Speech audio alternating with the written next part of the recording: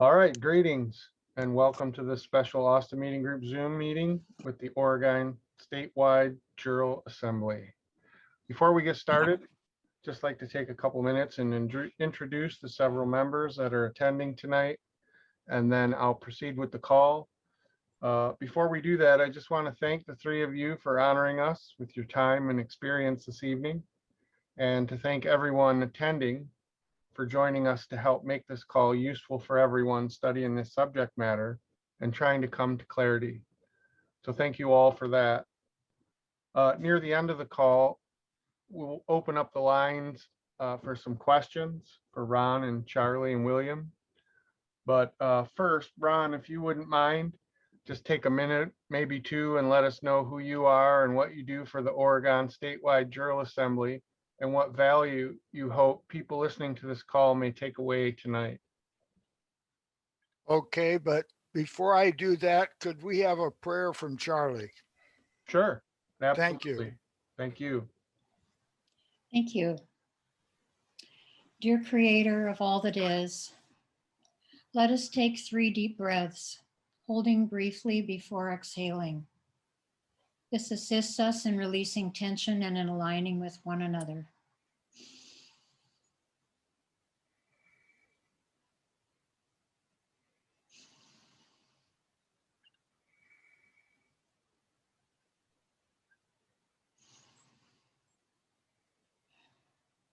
We feel gratitude for being brought together on this occasion, and we may address our shared concerns and share a greater vision than the one provided by those who wish us harm. We know that ideas are only that until driven by spirit to take actions and derive results. We progress in our efforts by acknowledging the grace and goodness of compassion and guided by the universal laws of nature. In this place, we are most akin to common law, the law of the land, us, its denizens. Thank you for our increasing awareness of you in all our thoughts and actions, so that we may feel at peace in our bodies, in our communities, and in our homes. We know there is much to be corrected in the ways of our reality, and we ask now for the necessary clarity and fortitude to enact lawful self-governance as we increasingly take responsibility for our lives. And rather than allowing ourselves to be ruled, that we create our own divine rights and rules to live by, and that we live as humankind in cooperation and compassion with one another, and thus awakened, free ourselves from any and all evil, refusing to leave at this time. We acknowledge we are here by your grace, and so it is. And so it is. Amen. Thank you, Thank you, Charlie. Charlie. Thank you. Well, to address your question, we're looking to return Oregon to a constitutional Republican form of government. That's what we're looking to do. And we're well down the road on it. But the thing we found is to return Oregon to a constitutional Republican form of government without all of the rest of the several states joining us, we haven't reached our goal. So we have to do what we have to do on Oregon, but everybody else has to do what they have to do on their state. I yield.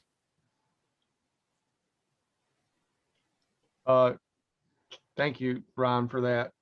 Charlie, if you wouldn't mind, can you do the same? Just take a minute or two and let us know who you are and what Sure. you do for the assembly and what you hope people can learn from this call tonight. Yes, indeed. So I've been doing my own kind of research ever since 2001. So I'm a veteran of conspiracies, and I'm finally at a place with the assembly, gratefully, where I feel like I can actually apply and have some kind of positive effect and result from all of the things that I've felt disturbed, upset, and concerned by. And so my role with the assembly is basically to keep us all on one page. I like to write, and my kind of keep the assembly talking and organized in a way. So Sure. Sure. Thank you for that. And William, can you please let us know a little about you and what your interest is in the assembly and in what people can benefit from tonight? Yeah, I'm William Appel. I'm in the Portland, Oregon area here with the Statewide Jural Assembly. I came in after Charlie and Ron. I'm glad that they were holding the torch until I finally got here. I spent the last 2 decades here in Oregon trying to end marijuana prohibition. Of course, we've kind of got there now, but I felt that was a freedom that we needed to have, not depending on which side of the aisle we're on. You know, it's both sides. So I tend to be more conservative than the people I had to work with for the last 2 decades on that. But coming into the Oregon Statewide Jural Assembly, I'm bringing all that knowledge and website generation, documentation, technologies, how to rally people on both sides of the aisle for the same cause. We really need to bring our freedom back, and it really starts exactly where we're standing. And as we talk to other people and start to stand together, our freedom expands across our state. So as that happens, then hopefully we'll have the other states join us in this renewal of our republic. Very nice. Thank you for that. As we get going here, Ron, I was hoping you wouldn't mind if I could read a little bit of your all power is inherent in the people and maybe set the tone a little bit about the Jural Assembly there in Oregon and maybe spark some questions for people later on in the call. Please That'd be do. all right. All right, I'm going to share the screen here. Let's see. So hopefully everybody can see that. All power is inherent in the people, and we are the Oregon Statewide Jural Assembly. We meet on Skype every Monday at 7. You will be notified. Our function is to return Oregon to a constitutional Republican form of government through a grand jury process. We're seeking grand jury, trial jury members to take these people to trial. A brief history. From 1776 to 1819, America was changing from an overthrown monarchy, although most of the people at large were not convinced. We had a constitutional Republican form of government from 1819 to 1860 or 1861 until the Lieber Code was promulgated by Lincoln's Executive Order number 100 in color of law. We have been in a benevolent, predatory form of martial law from Washington, D.C. in the United States, incorporated governance in some form ever since. There really is an active conspiracy we can actively refer to as an industrial, military, judicial, legislative, executive, banker, bar, royalist, communist, Muslim, Georgia Guidestone complex. That's a mouthful. This does not involve the true constitutional Republican form of government on each of the several states, as long as there are still people. That is, the body, mind, spirit, as juxtaposed to person, the all-cap name corporate fiction. All power is inherent in the people. Rather than being subdivisions of the U.S. Inc., each state is an autonomous nation, each with its own constitution. All power is inherent in the people. The number of people is not specified and a majority is not required, as we are not a democracy. The several states of the Union are the creator party to the United States of America's Constitution. The people at large are beneficiaries. The people at large are the creator party to their state's constitutions. The state of Oregon's incorporated governance is color of law, operated by the Salem oligarchy, also known as Kate Brown et al., which is a subdivision of the DC United States as originally incorporated during Lincoln's era. We think each state of the other 49 is about the same. To remove the Lieber Code, martial law, the method is clear and written down by the de facto. the Lieber Code of Lincoln's EO 100 is nullified by a civilian court on the land. So I get something come through that I had to respond to there real quick. Is nullified by a civilian court on the land. So says SCOTUS through Ex parte Milligan. There have been 0 civilian courts on the land of Oregon until ours. While unproven, we've heard there is one on Texas, one on Philadelphia, and one on Georgia. We do know there is no Article 3 court that will claim original jurisdiction. They have acquiesced, so we the people must do it ourselves. The Lieber Code was updated as recently as 2015, and the Army Heritage Center verified that it is still in effect with no known changes since then. The Judge Advocate General Attorney, JAG, knew exactly what we were talking about. We have a remedy. Our method of returning Oregon to a constitutional Republican form of government. We assembled our First Amendment Oregon Statewide Jural Assembly 3 years ago.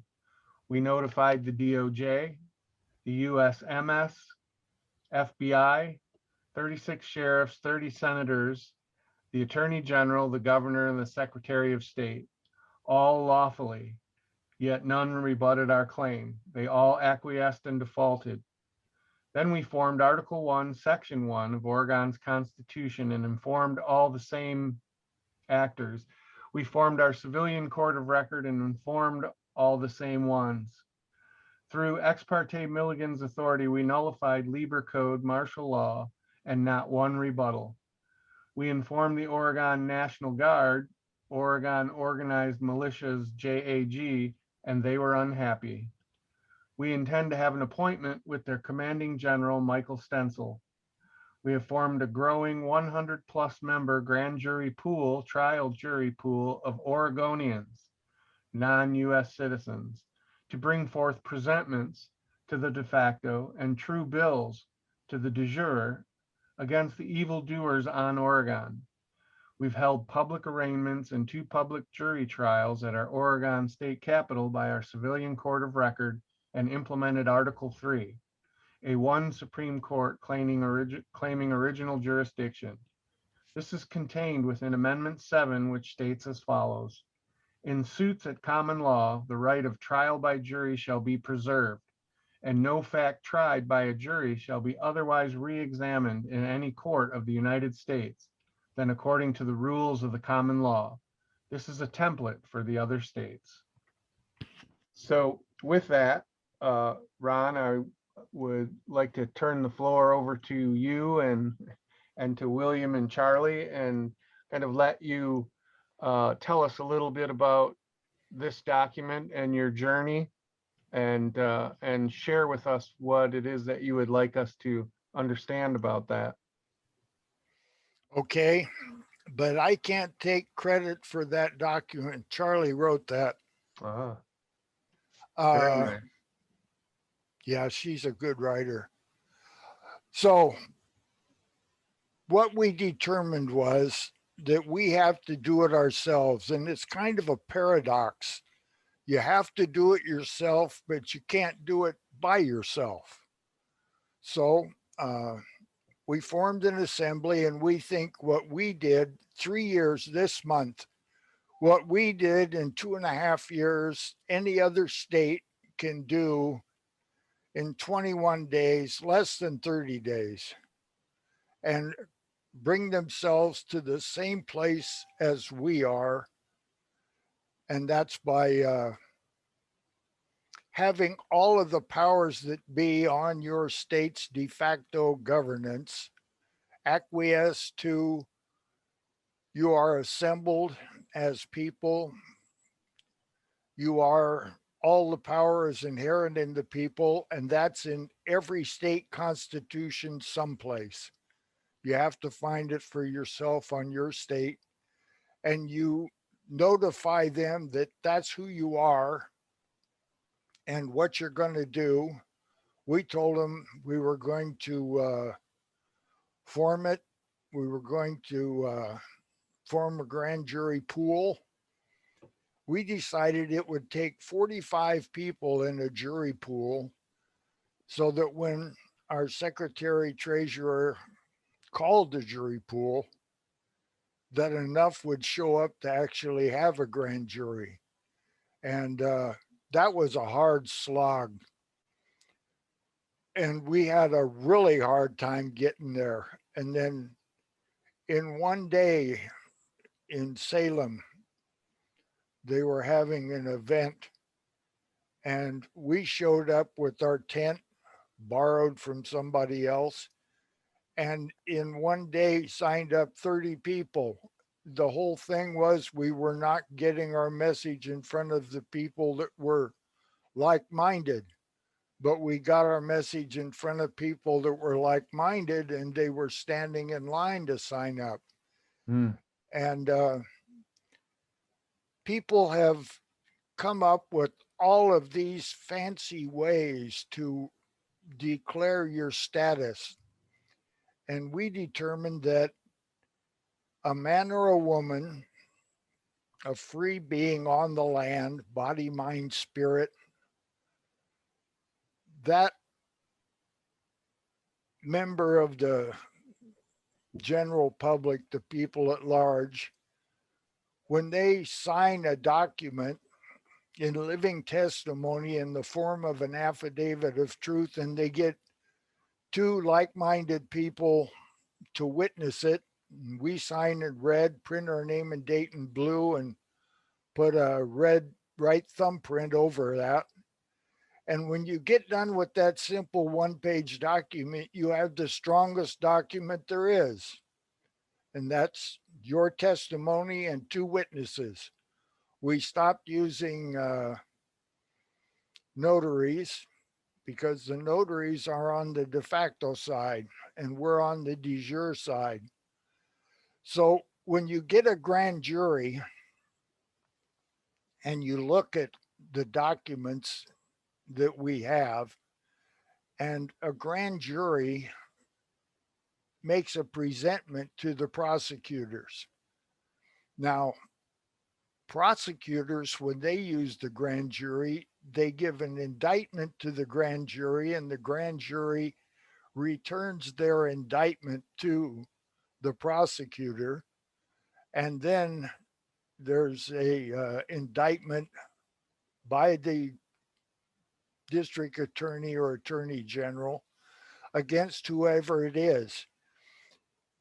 We figured that that was a good place to get into trouble trying to do the DA's job with an indictment. So we chose to use presentments with the de facto.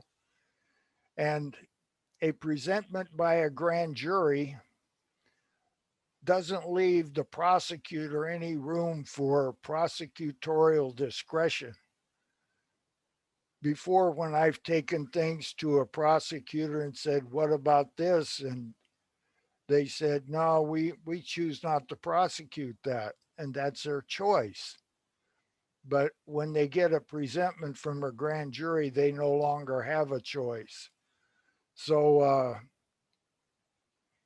we went against Kate Brown, our governor, both our senators, and one House of Representative with multiple charges in the presentment that we sent to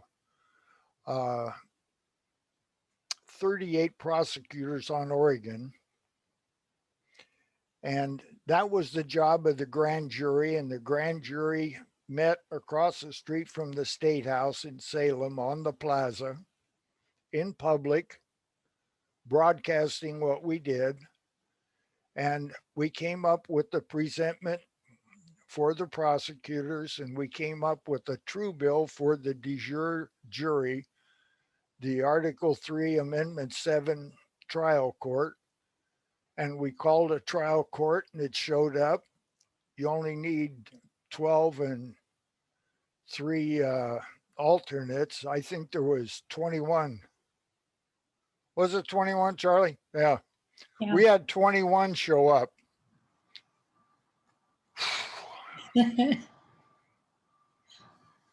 You want to take it for a while? Sure. So having done the trial, we followed that up with another trial on all 90 senators and House of Representatives, all of our legislators on Oregon. So really where we are now, and we had the same guilty verdict in terms of not honoring their oaths of office and not able to continue or hold their positions of office. And we asked them to vacate and to no longer receive remuneration for the services that they claim they're offering. And also in that we've had no due process in many of these situations that we've noticed. So now where we are after the trial for our governor and for 2 senators and for a House of Representatives, which was the first trial we did there in Salem, we are now following up with the DAs on each county and also the state court administrator and the county court administrator for each county. Now, what's interesting about that, because we're going to make a lot of noise, because what it means is that for every letter that goes to every DA on every county, included at the bottom is a CC to the state court administrator. So she's going to be receiving 36 letters about the same thing, but to all the DAs on the counties on Oregon. So we're making noise intentionally.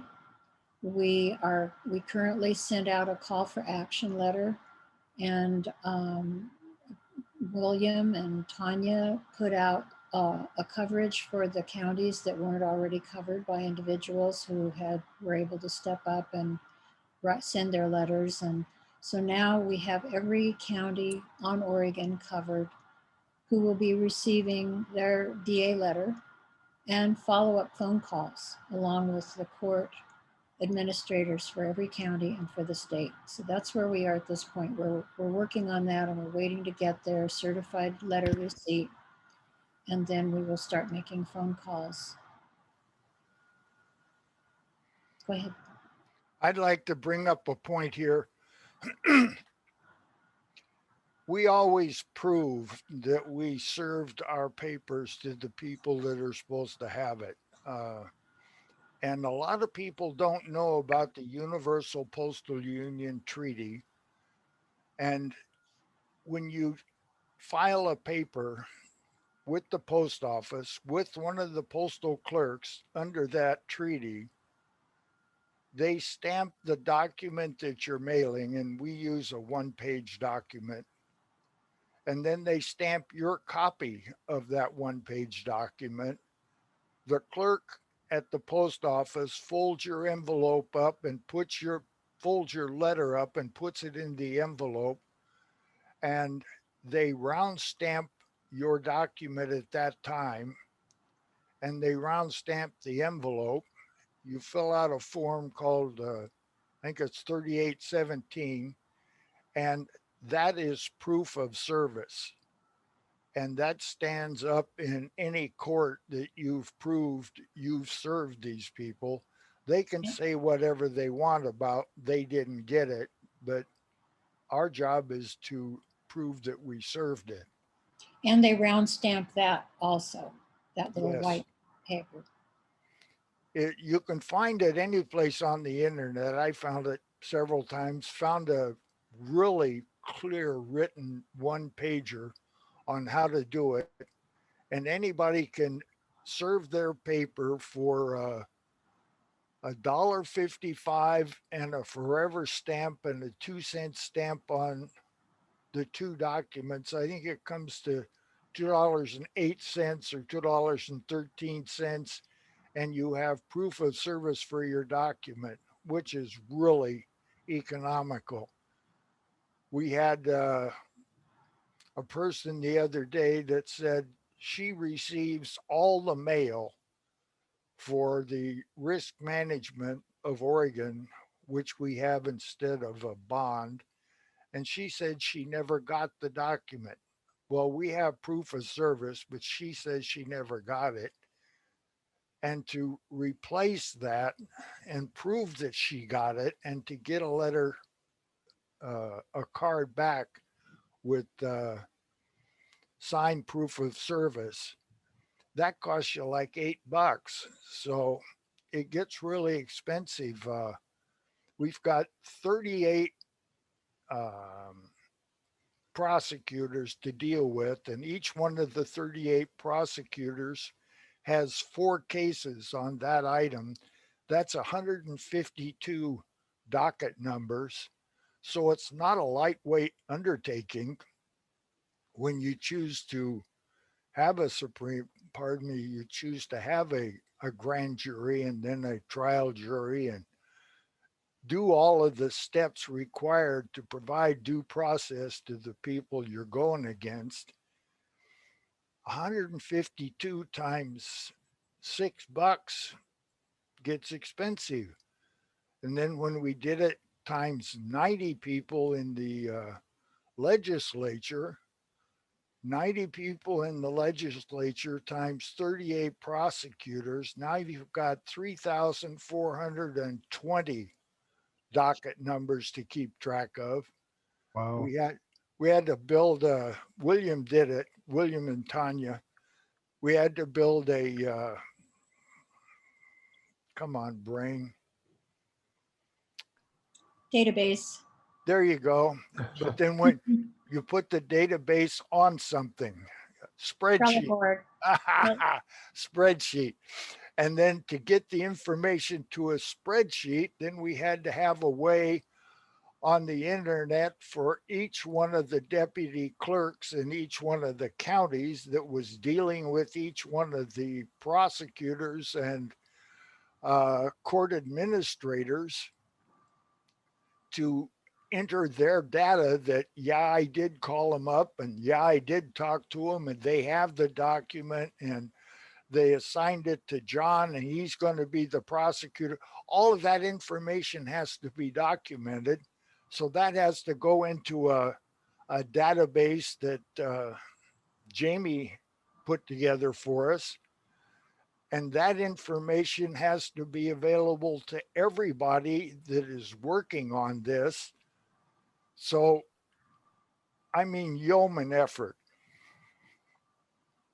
William, you want to talk about that? Yeah, so the database was on Trello that Jamie set up. So it's a free And service. Christine was also involved in that. Christine was also involved. That's right. They set it up pretty good. It's not fully there yet. And we're still working on it. Everything is work in progress. There's no book how to do this for your republic. So we're trying to figure it out as we go. And we're trying to keep everything as simple as possible because it seems like the system is set up to make everything complicated or to seem complicated so that we won't stand up and do anything. So we just figured that we would keep everything as simple as possible and then everybody will join us. Yeah, I would like to say something about this whole process, which takes it out of, having to know everything or know what it is we're doing. We are creators. We are taking this bull by the horns step by step, and we're inventing the steps as we go. I mean, the letter that went out today was a big question mark. Like, well, what do we do now when we get calls from people? Where do we direct it? Who's going to take the charge? It's like, okay. So we're creating it step by step. And what I love about this process is that we're all cooperating. We're all collaborating. And we are really we're having fun. It's like a family event. And we really have a lot of fun doing it because we're just figuring it out. And, one person will jump in and do something and the other person will say, well, I know how to do such and such. Well, great, so they'll pick up the baton and carry that for a while. And every person who comes has something creative, a talent, whatever to offer this process. And it is a process, and it's just darn fun.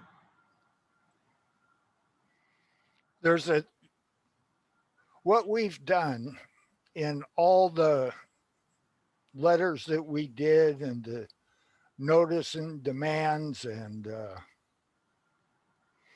the petitions for redress of grievance and all of the documents that we figured out to do and how to do it and how to start a court and what it takes to have a court, and all that's been figured out. We've done it all, and they've acquiesced to it time and time and time again.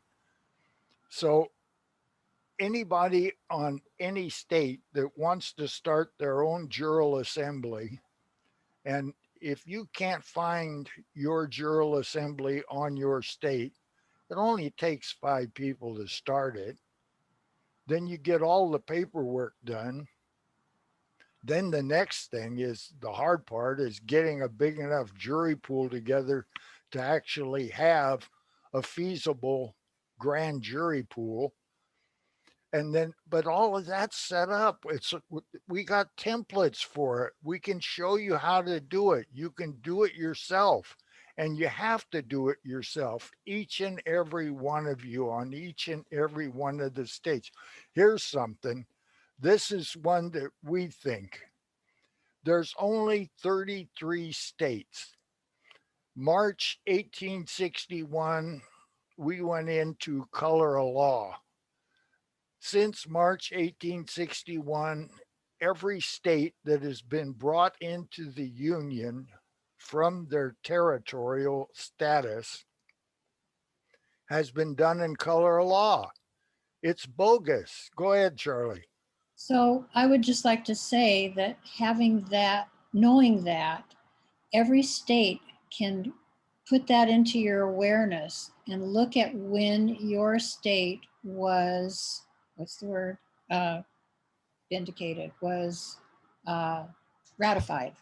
So when your state constitution was ratified, if it was before 1861, you're good. If it was after 1861, you're color of law. So that's de facto. That's a whole different jurisdiction. It's corporate governance, and we don't want any part of it. Our goal is common law. Each one of those 17 territories has to bring their territory into statehood. Now you got to remember, all power is inherent in the people. We didn't give any power to the United States or to the state governments. We gave them responsibilities. We kept the power. So whatever we decide is what it is. And there is no number of what it takes to be a republic and to assemble in the form of a republic. So all you have to do is start it. 5 on each state can start their assembly and move through the process. When we find people, they've been looking for us. They didn't know we existed. We didn't know they existed. What a happy event. There are a lot of assemblies, there are a lot of groups of individuals, there are a lot of frustrated people on every state and territory. And it's really important to be able to let them know that if they could simply join in this process, we already have the template. All they have to do is look at when their state was ratified, change our documents to according to their own state situation or territory or whatever they are, and then proceed from there. And if they have any questions at all, call us, or email us, because we have gone through a lot to get to this point, and you don't have to reinvent it. It's been sussed out by Ron and many preceding him who've worked together with him. And we've all been doing our due diligence to verify and be sure that we're on the mark, and we are. I yield. Very So nice. What were you what gonna say? what can we do to enthuse the people to do this process? That's our goal. That's what we're doing. We've got Oregon pretty much under control. It's not under control. God, we've got 152 uh, docket numbers to deal with. And as soon as we get that 152 under our belt and ready to go, we got 3,420 to do. So we're not under control at all. But we got the paperwork down. We've got the system down. We've got the templates ready for everybody else to do it. And every other group that we've found all around the nation, they're coming up short. They start a jural assembly and then they go off in other directions. The direction for the jural assembly is to make your state a constitutional Republican form of government again. It's not to elect a chairman of your group and then divide up into little groups to decide what you're going to do about banking or what you're going to do about law. It's all written down. You got to return your state to a constitutional Republican form of government to get rid of this color of law that we've got. I see yield. Brian has his hand up. Yes. Yep. When we get to questions and answers, we'll Okay. call on him first. I have a friend with me that has some familiarity with this and was going to ask him to unmute. And Ray, if you would like to provide some insights about the teeth of the grand jury and where that is today and in the situation that we're in. Can you hear me? I can, yeah. Okay. This is Ray. Okay, yeah, this is Ray in Georgia, and I commend y'all for what you're doing. We are definitely in. Let me get closer because I'm unstable. Oh, my internet connection not unstable. I'm at the lake up here, so I'm kind of on a makeshift loft. It's third time I cut you off what you were doing. I was involved with the Nevada Common Law Court. Can you hear me? Yeah, Not well. Did I not blank well. out? You got some robot noise going. I don't think I have a good internet connection. I'll talk slow and loud. That's Okay, Good. that's sounding good Okay. right now. I'll get closer too and talk slow and loud. I was involved with the Nevada Common Law Court. Gosh, we were doing that in Henderson, Nevada back around 2003, 4, 5. Problem we had, which is the same thing the Texas Common Law Court grand jury is having, is teeth enforcement. That's not an issue. Oh, it's not? No. Okay, well, because my experience is, I'm just going to share it with you because it might help. If I don't hurt them, they don't recognize you. So what I do, and this can be something that as a group, it would be much more powerful with a common law or a grand jury group, is I started, I would study the statutes which are actually made to use against them, which all come from the Ku Klux Klan Act, 1871, Title 42, 1983, as well as Title 18, 241, 242. But I started pulling, when I say pulling, I really mean requesting and getting, but I started pulling their oath of office in bonds and risk management insurance. So and also, Ron, I heard you talk about Oregon. I have Oregon's risk management insurance for the whole state. I have an ability just to talk to them and get in there. And I talked to the head girl with risk management in Oregon when I was, it was about Josephine County is what I was doing it for, but it turned into me talking to them about and finding out about the whole state. And many states are that way. And there's blanket bonds on counties. And then the states have their superior state insurance contract, and the name insured will be state of Oregon or state of Georgia. So once I started pulling them, and I think I got a buddy on there to help me one time too, because I've gotten some infractions. When I start pulling the oath of office and bond, I get court cases dismissed. I put them straight into record. This bond is what terrifies them. That surety bond, that public official surety bond, it's called, or public official risk management insurance, is what freaks them out. So I started I was easy to get the oath of office. Well, there's a little bit to it, but the bond, they want to, they don't want you to have that or that risk management insurance because it terrifies them. It's their Achilles heel. Because if you damage that, you just ruin their career. Because if they're not bondable, just like if we can't get, say you have a driver's license and you have a Corvette and you drive fast and get DUIs, you can't get insurance, can't drive, can't travel. I mean, I know there's a difference in travel and driving and locomotion, but just an example. So I realized that doing that, that when I would bring it up with these judges or clerk of court, sheriff, had encounters with some of them. And when you get to the bond, they want to dismiss everything.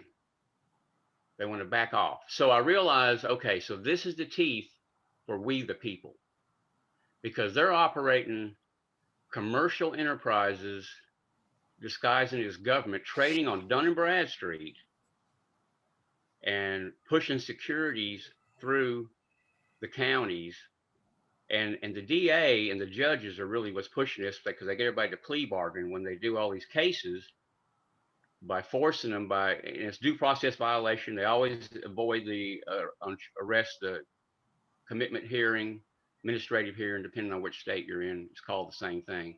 They don't take you in front of the magistrate. They run you right through the mill. They make them plea bargain. And then because they want to create revenue for the county and state, that's all they give a damn about.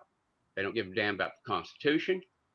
They don't give a damn about nothing but creating revenue for the county and state, because the DA and the judges and the people's own attorneys themselves are getting a piece of the pie. Yes. And so they're ignoring us until we pull the bonds and oath of offices. And I like to pull the oath of office too, because that's the contract. So the Constitution is the contract. The oath of office is a contract to the contract. A breach of contract is a tort claim, and I'm coming after the oath. And I've told them in county commissioner meetings, and I point my finger. So my approach is a little different. I like to call them, go see them, and start up communications with them and with open records request people, in the departments. So I'll call the governor. I'll call the secretary of the state.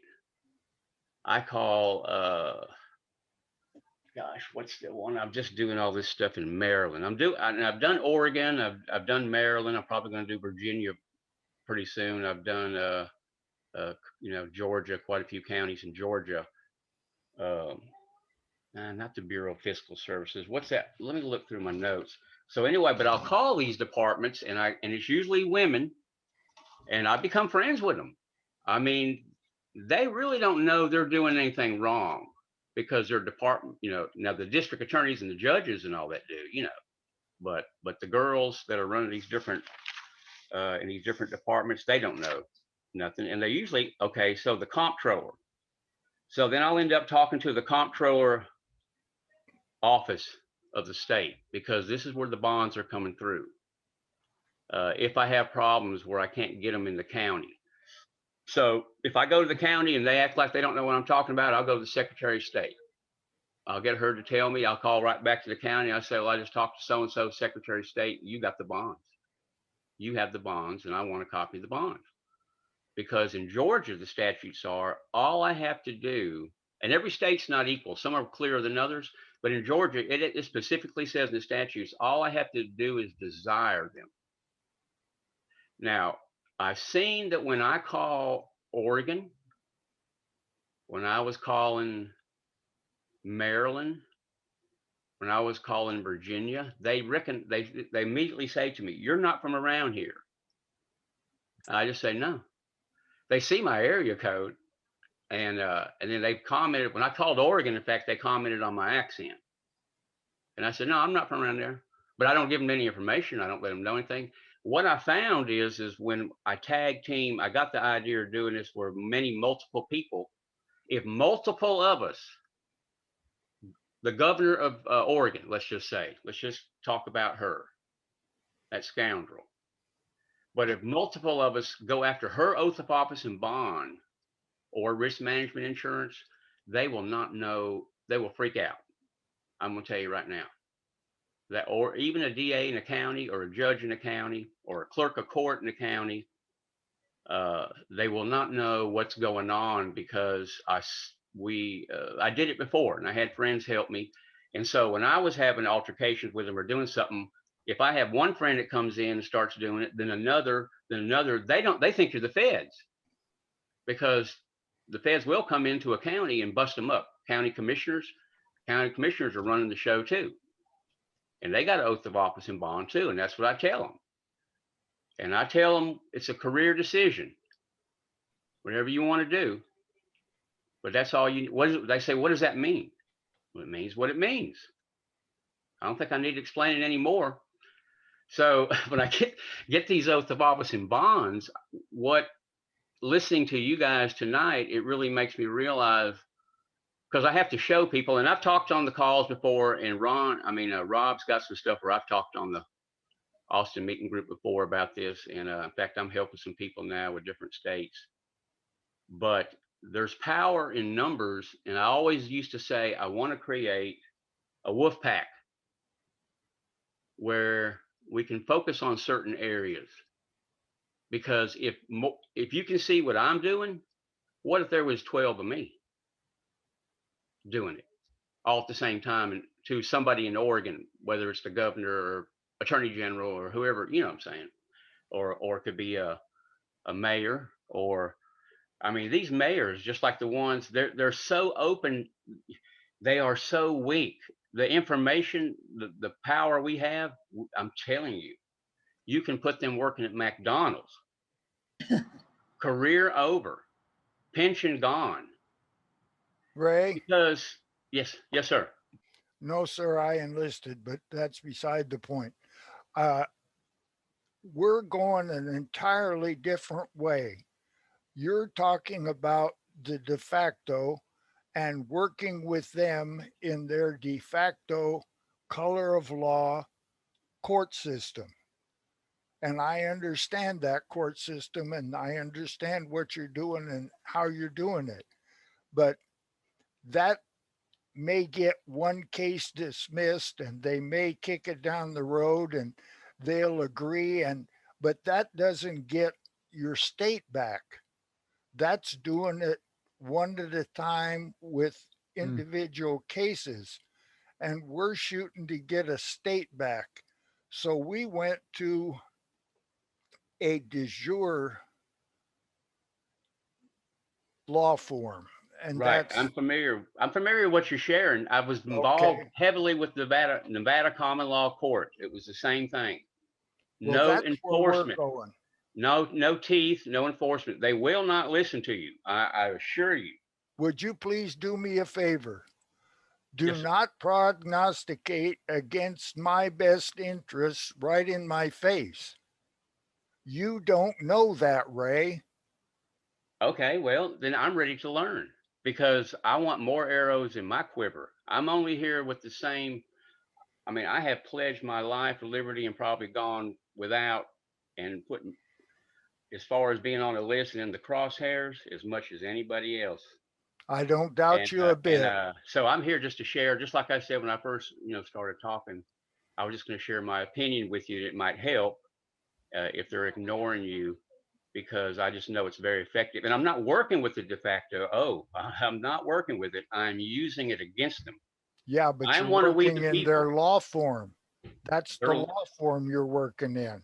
I'm playing bait. I'm putting the round peg in the round hole to get results. That's all. Yeah.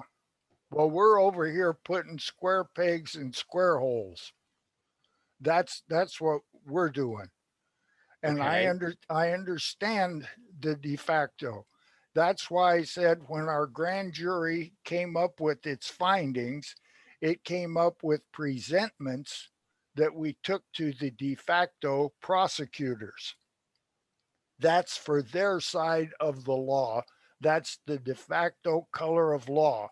That's where the presentments go. We take that same information and make a true bill for the de jure side, Article 3, Amendment 7, which is what we're dealing with. Now, you said enforcement. Well, enforcement is not the job of a grand jury or a trial jury. Enforcement is the job of enforcers. They're either cops or sheriffs or state police or marshals or military. Their job is enforcement. So when you give a presentment to a district attorney and you do it to all 36 of them, then they have a job to do. If they don't do their job, then they become a defendant. And to go a little further on that, we also found when we were in this process that the de facto was threatening the people that were in the state militia. And they would say, you're domestic terrorists and you're doing all of these things that are illegal.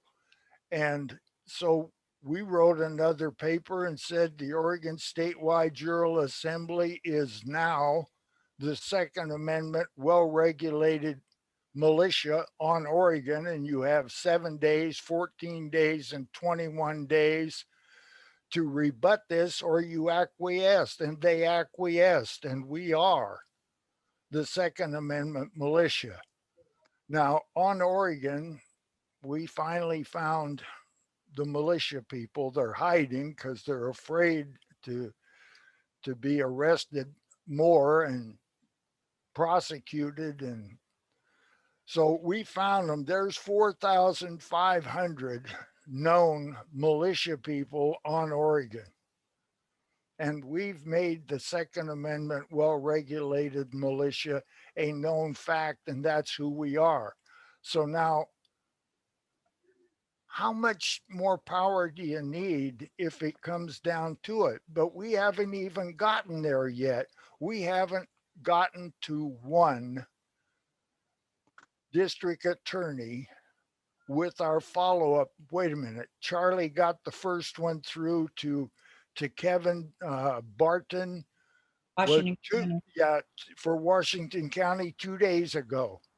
So we know that the district attorney for Washington County has our presentment, and we know that they have our guilty verdict from our de jure court. And we So- also know that the both state administrator, court administrator, and county court administrator has that information as well. So we're not even interested in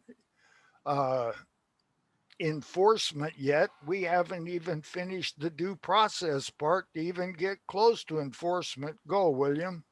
Yeah, maybe we should start with what we found them guilty of was breaking their oath and having no honor and cannot hold a position of trust, meaning that the governor and the other three parties can't even hold the position they're in. And our court found them guilty of that. And the penalty is let's see here, taking their bonding and insurance. And the order is to pay remunerations to each member of the Oregon Statewide Jural Assembly, an amount of $250,000 to each member by each of the four insured bonded listed above, or $1 million to each member. So they're facing some major charges here. They're not going to have anywhere to sit down. They won't even be able to go to McDonald's for a job.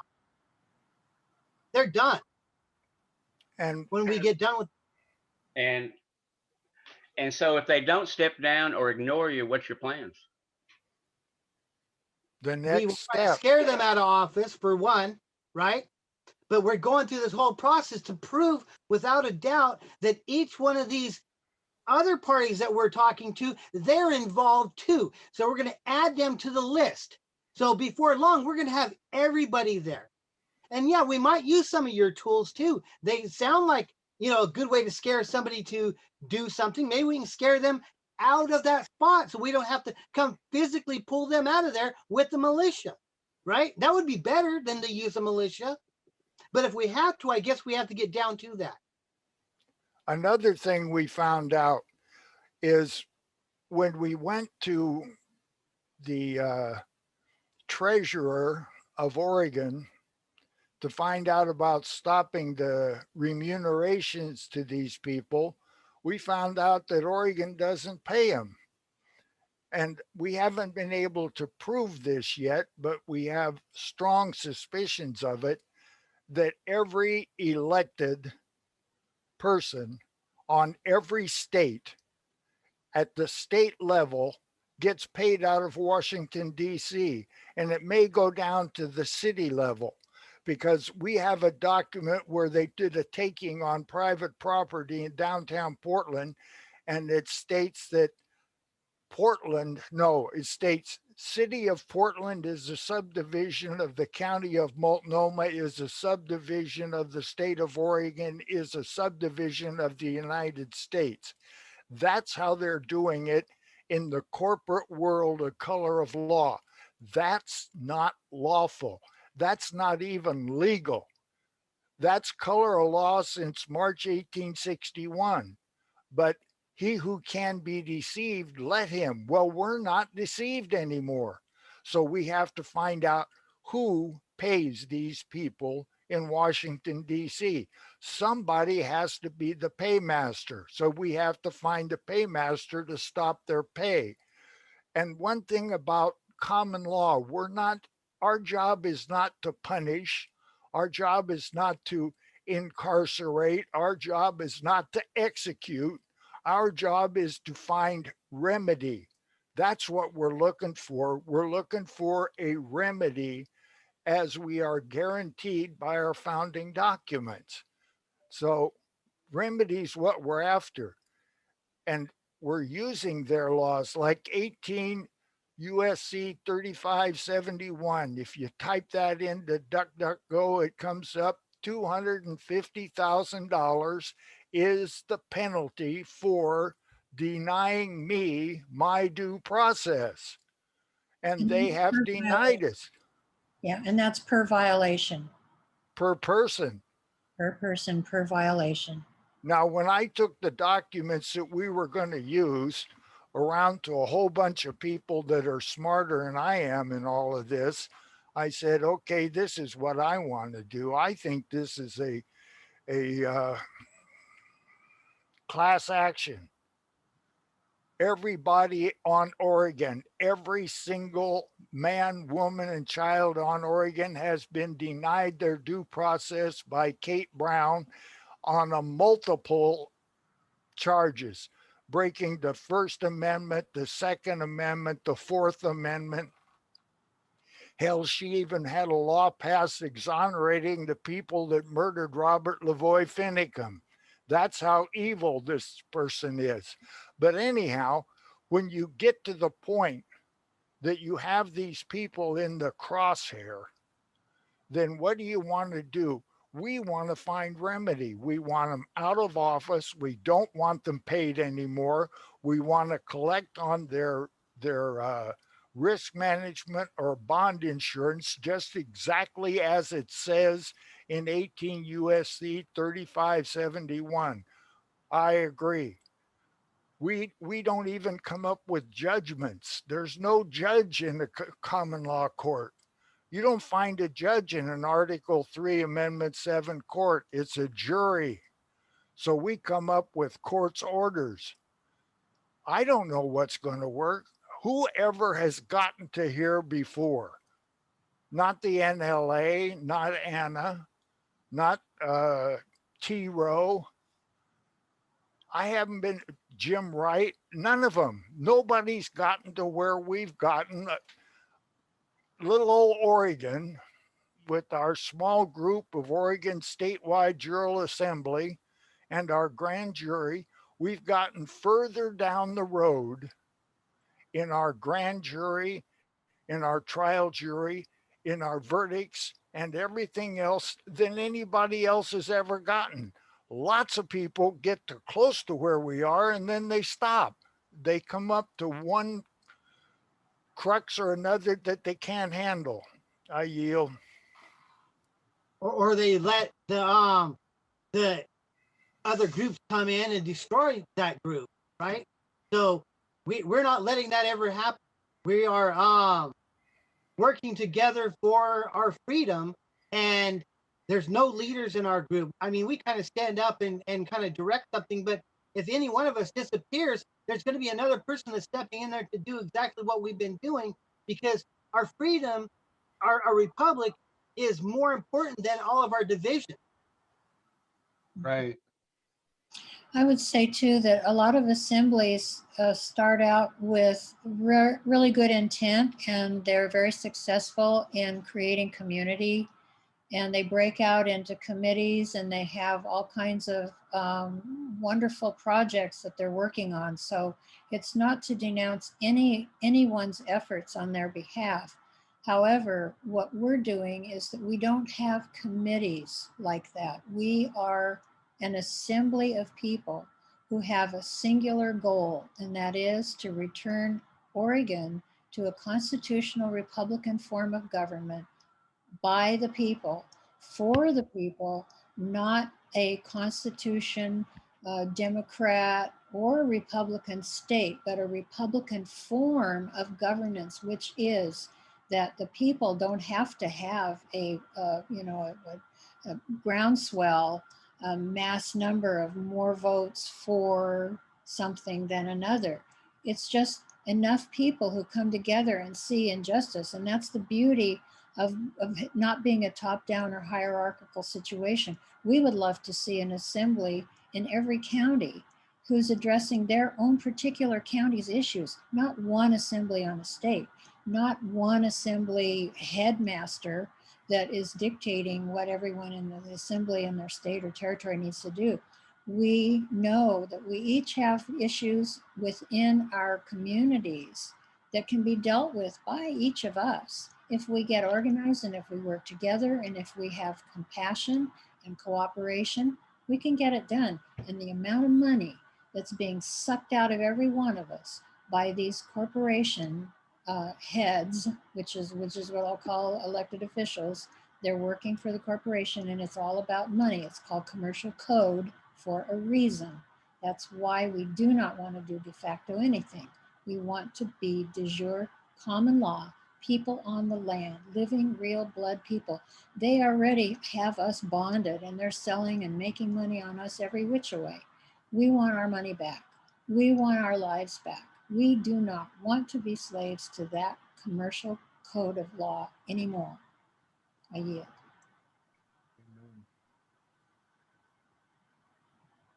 Yeah, I mean, I commend you. I understand what you're doing. Like I say, I've been down this path and I was just sharing information. And I'd like to say, Ray, thank you very much. I appreciate what you're doing, and nothing's wrong. You know, I'm we're involved. doing what Yeah. we can do. So thank you for sharing. Absolutely. Right. Because I understood, because I stayed on the private side. We stayed on the private side. Yep. But they ignored us.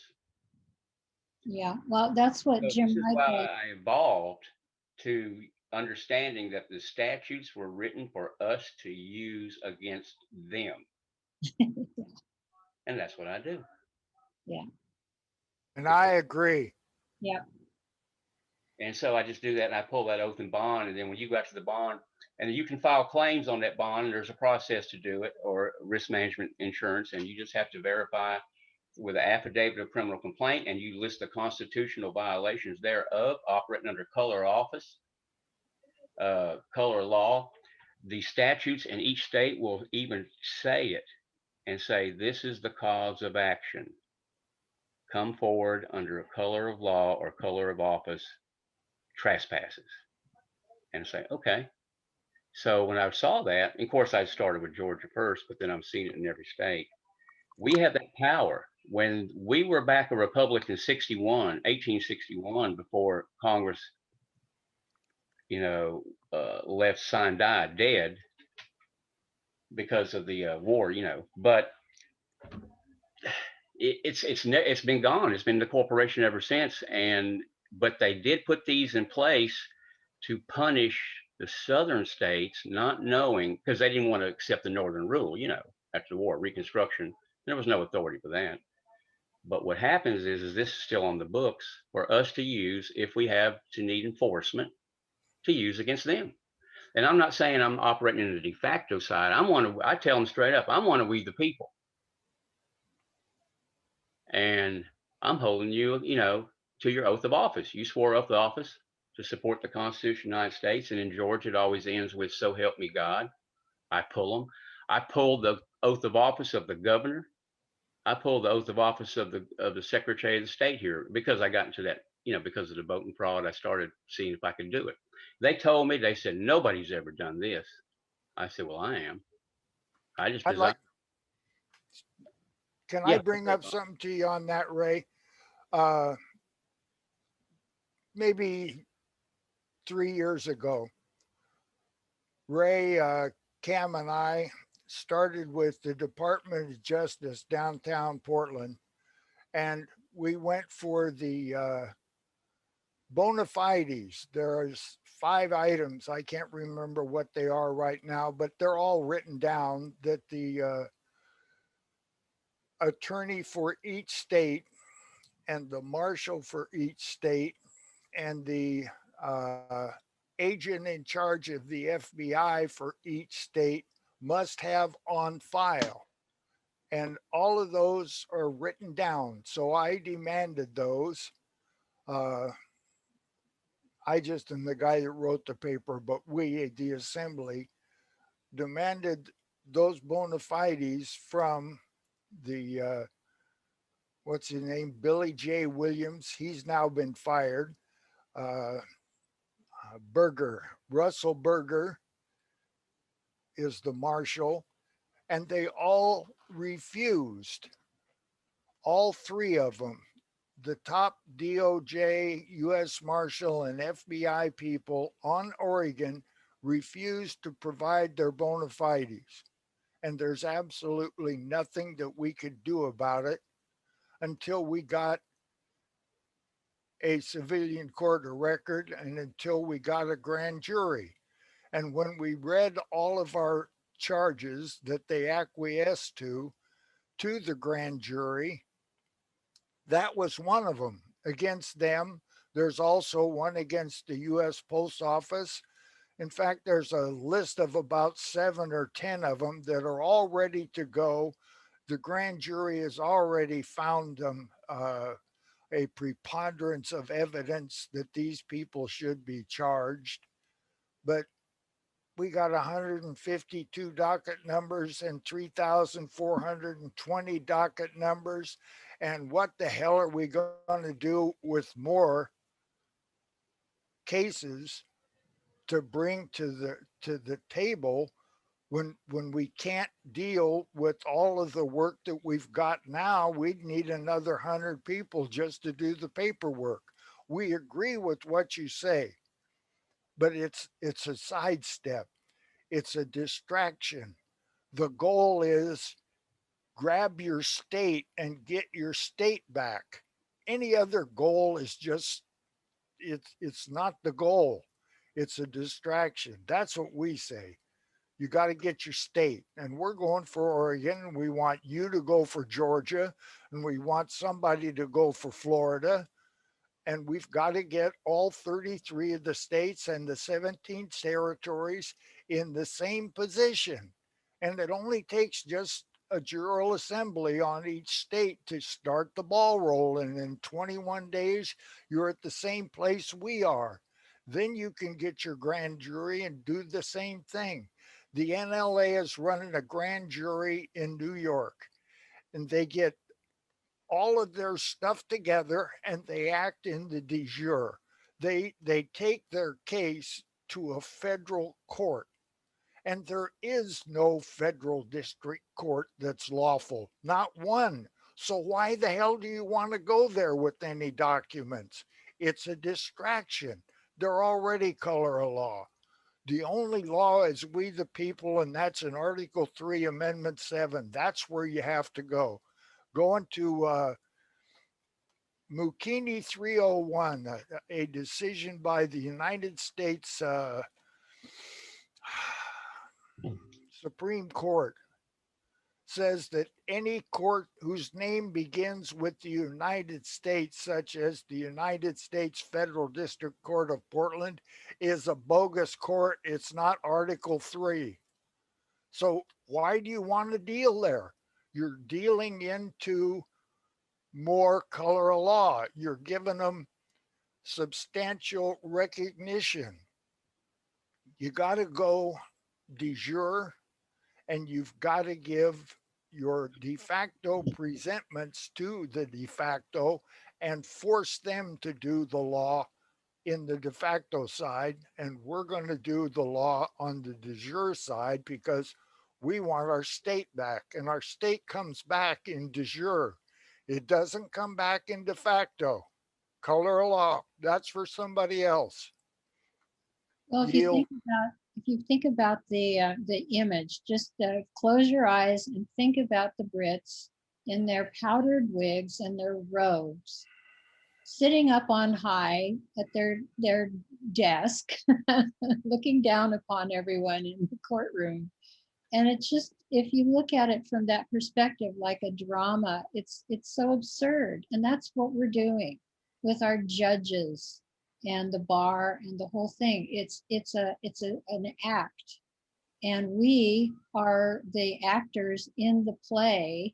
And basically, as Roger, rest in peace, said, the courtroom is a bank and the judges are the bankers. It's about money.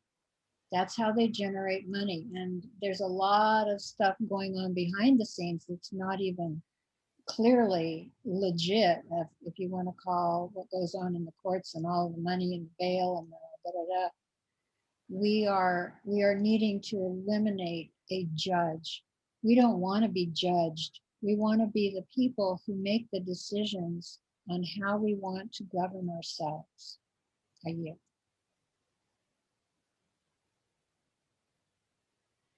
Oh, that was Mukini 301 from the U.S. Supreme Court, Mookini. I'm sure that's spelling. The 301 I'm not too sure about, but you'll find it. It's not hidden. Yeah, there it is.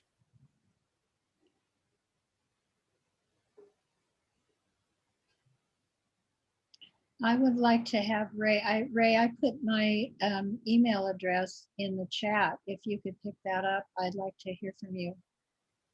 Okay. I sure will. I'll write it down. Thank you. Let's see. You just Charlie. send me I an see you. email. I see you. Okay. Yeah. I see you, Thank Charlie. you. Ray, I Yeah. also sent you a screen capture to your cell phone. Okay. Okay. Yeah. I mean, I understand exactly what y'all are doing, and I commend you. I've been there and I've done it, and we were so aggressive in Nevada common law court. The 1 week I didn't fly, they came in with SWAT teams and got everybody. They are pure evil. You are Yep. not dealing with people that are going to care about anything. Amen. And That's you right. know that, I'm sure. You know that. Yeah. If you look at our trials on our Also, website, go to the YouTube link on our website, or orsja.org, and you can hear what it is that we are up against. We're basically good versus evil. That's why we start all of our meetings with a prayer, Mhm. because we know who we are, and we are of our Creator. We're mind, body, spirit beings on the land. We're not chattel. We refuse to allow ourselves to be treated such. And we're not going to allow our kids to be taken, because that's what's happening. They're destroying our children, and Yeah. they won't stop. Well, you better call Archangel Michael. But yeah, and then you have to be careful when you talk about the militias too, because as I say, I started in this in 1997, so been around a little bit. Ray, We got real big in Georgia before, and they came in and they set up most of the common law grand jury group, and they went on their properties and they buried stuff on their properties that they turned around and went back and got warrants for, and went and uncovered it. What they put there themselves undercover, Yep. and put them all in jail under Operation Trigger Lock. And the judge said, "You thought about it." That was it. Ray, They didn't do anything, but they thought about it. 7 years federal, all of them. So yeah, but I mean, I understand where you're going, and you're, and I commend you. And if I can help in any way, I will. And that's what that's all I really can say. But I do have some experience. I have seen what can happen when you pull the oath and bonds, and I'm not operating the de facto. I'm using their own tools against them. I'm one of we the people. I will come in and I will show them, like Thomas and Jefferson said, we have to police them. And so I come in. I've been involved with big groups, and we all talk about it, and we say a lot of stuff. They ignore it all. They throw that stuff in the trash. I'm telling you.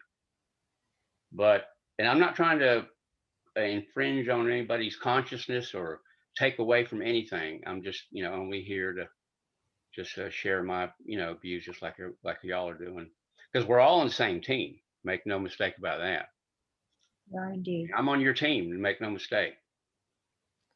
Ray, thank yes. you for what you've been doing. Since 1997, I didn't even wake up to this shit until 2014. I didn't even know that this was going on. I knew something was wrong, but wow. In Yeah. 2014, I woke up. So I'm standing on the shoulders of men like you. Thank you. I commend everybody here for waking up, because there is a hypnosis going on. I mean, we are in urgent times here. Oh, And I mean, I know you guys know it. And I always put on my emails, I always put hashtag Occupy the Media, because when the media goes down, a lot of people are going to wake up. Hopefully the media is going to either be forced to tell the truth, or there will be different media, because it's the same evil people who are masterminding this mind control Operation Mockingbird that has everyone in a spell, and it has to be broken. That's the only way that we are going to be able to break through this spell casting, because that's really what it is. we do, and it's I and there a lot of groups always say we have to educate the people, and I believe that too. But then there comes a point when you have to take you got to pick up the axe and chop some wood. So the media being controlled by really 2 or 3 companies and all, and it's really just that's why they call it program. It's all programming, but it's hard. My wife, I'll give you an example. I mean, even on these grand juries that we're up against, so for example, the power, if you file criminal complaints and you take it to the grand jury, and you got to know the Constitution in your state, and I'm just sharing information, I'm not taking away from anything, like in Georgia, it's Article 1, Section 1, Paragraph 12, and we have the right to come straight to the grand jury, the people. Now, I know that Georgia's had like 12 constitutions. They even had a Confederate States of Constitution. And I know it's manipulated, but they were forced to keep provisions of the republic in this Constitution and statutes. And of course, if the statutes don't, they're null and void anyway, as they're in conflict with the law. And that's what I tell them. I go to the meetings and I told them at the city council, at the county commissioners, the law is the Constitution. The statutes are inferior. And if they're in conflict, they're nothing. They're zero. Absolutely. And ordinances are inferior to statutes, and statutes are inferior to the Constitution. And I figured every one of them. I said, every one of you or is in contract right now to we the people.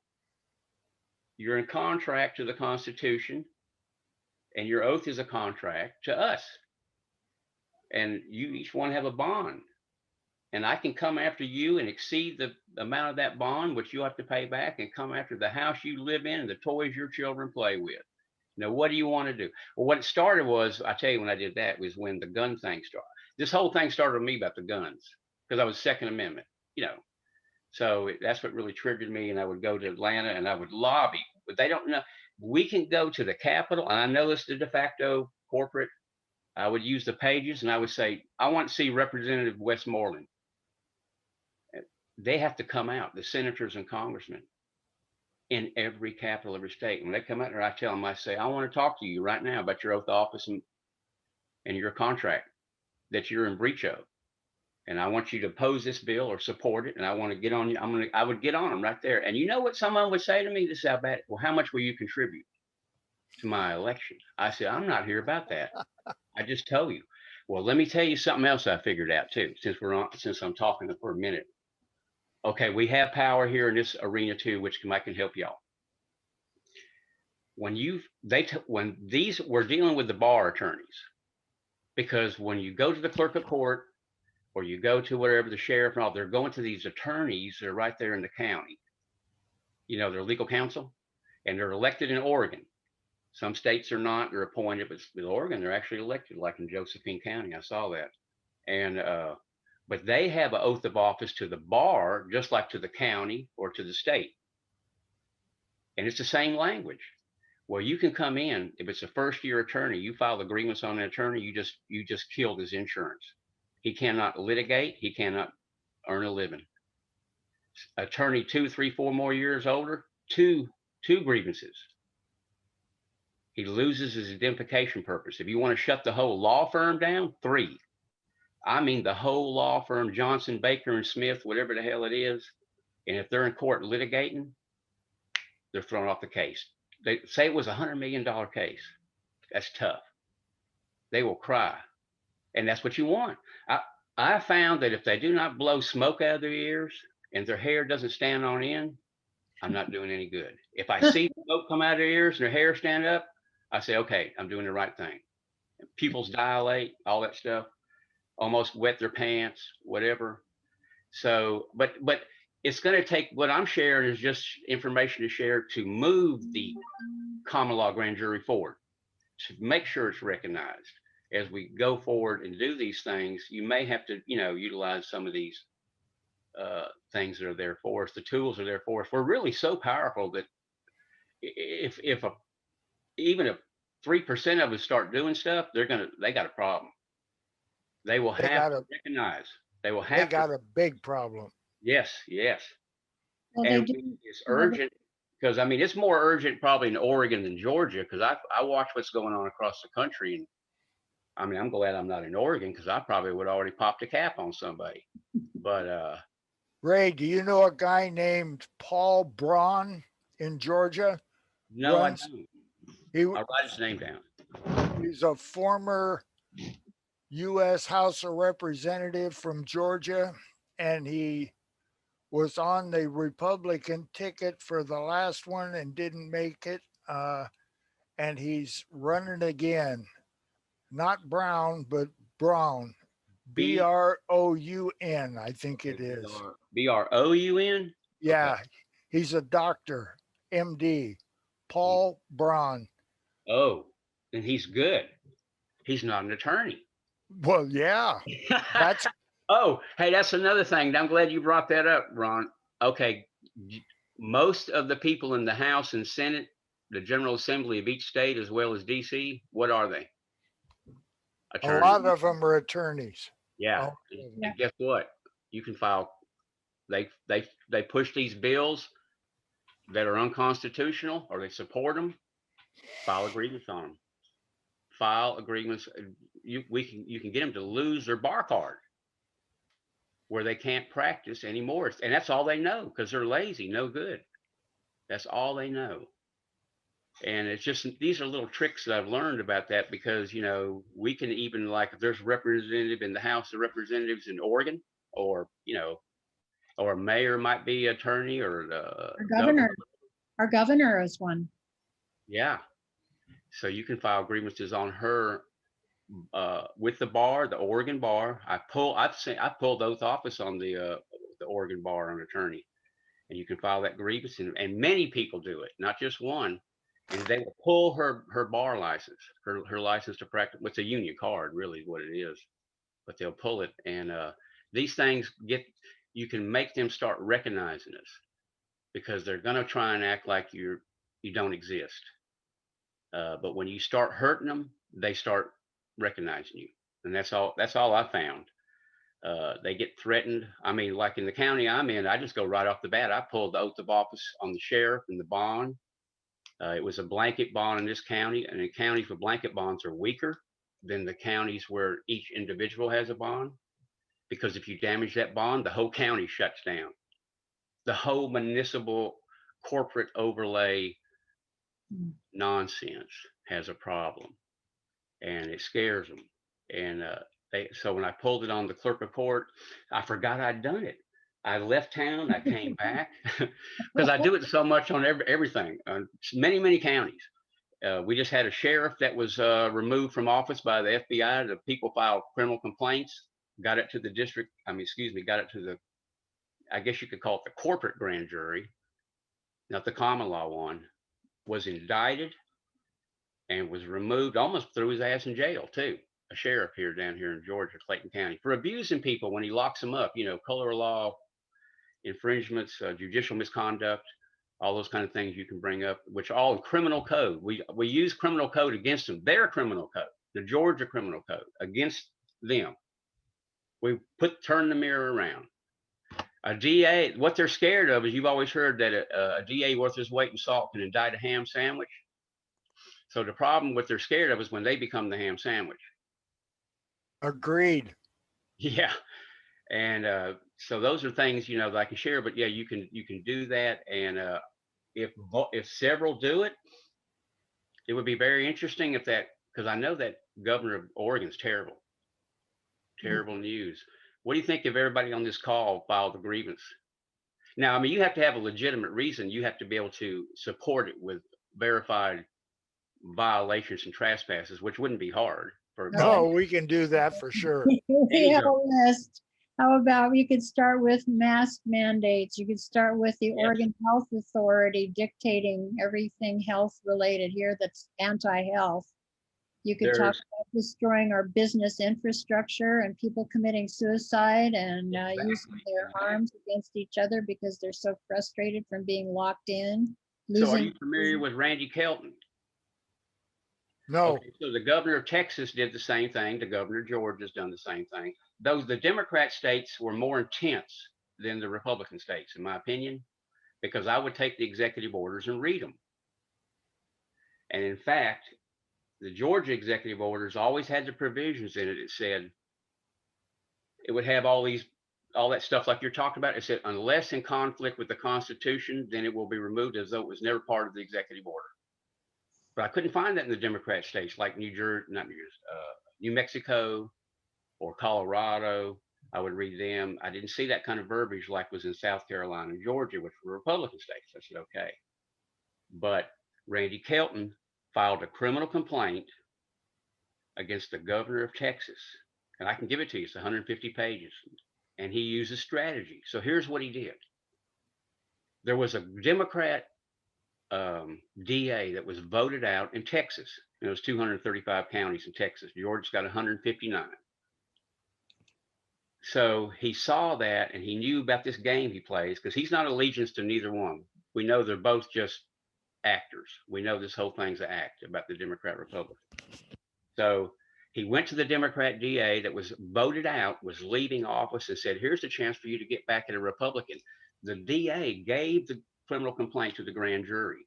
The grand jury moved forward with investigation to indict the governor for felony criminal charges for what you just said, Charlie, without me saying it all over, the same thing. Mhm. Well, shortly after that, the governor of Texas was the first state to drop the mandate. All that stuff about the fake COVID-19 stuff, the masks, the businesses, the requirements dropped. 20 states followed right behind. First were Republican, then some Democrat states, North Carolina, etc. I don't think Oregon has though, but because of this criminal complaint is what we're thinking is what started this. And he still is in front of the grand jury for indictment. The governor of Texas, of course, you know, mainstream media being controlled says zero about all that. But these are the kind of things that, you know, we're seeing that you can do along with filing these grievances against a bar card, hurt them where they recognize you and back off, and, you know, they need to get over there. They're only, just like the property tax, really all those code, when I run into the county, what it is, I searched it and start off with a ticket. I mean, with the city, excuse me. And it's all, everything they're doing applies to officers, employees of the corporation. And all we're saying is that ain't us.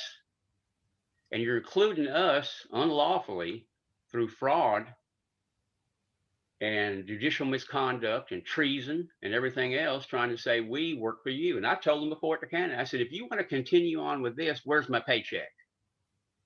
Where's my paycheck?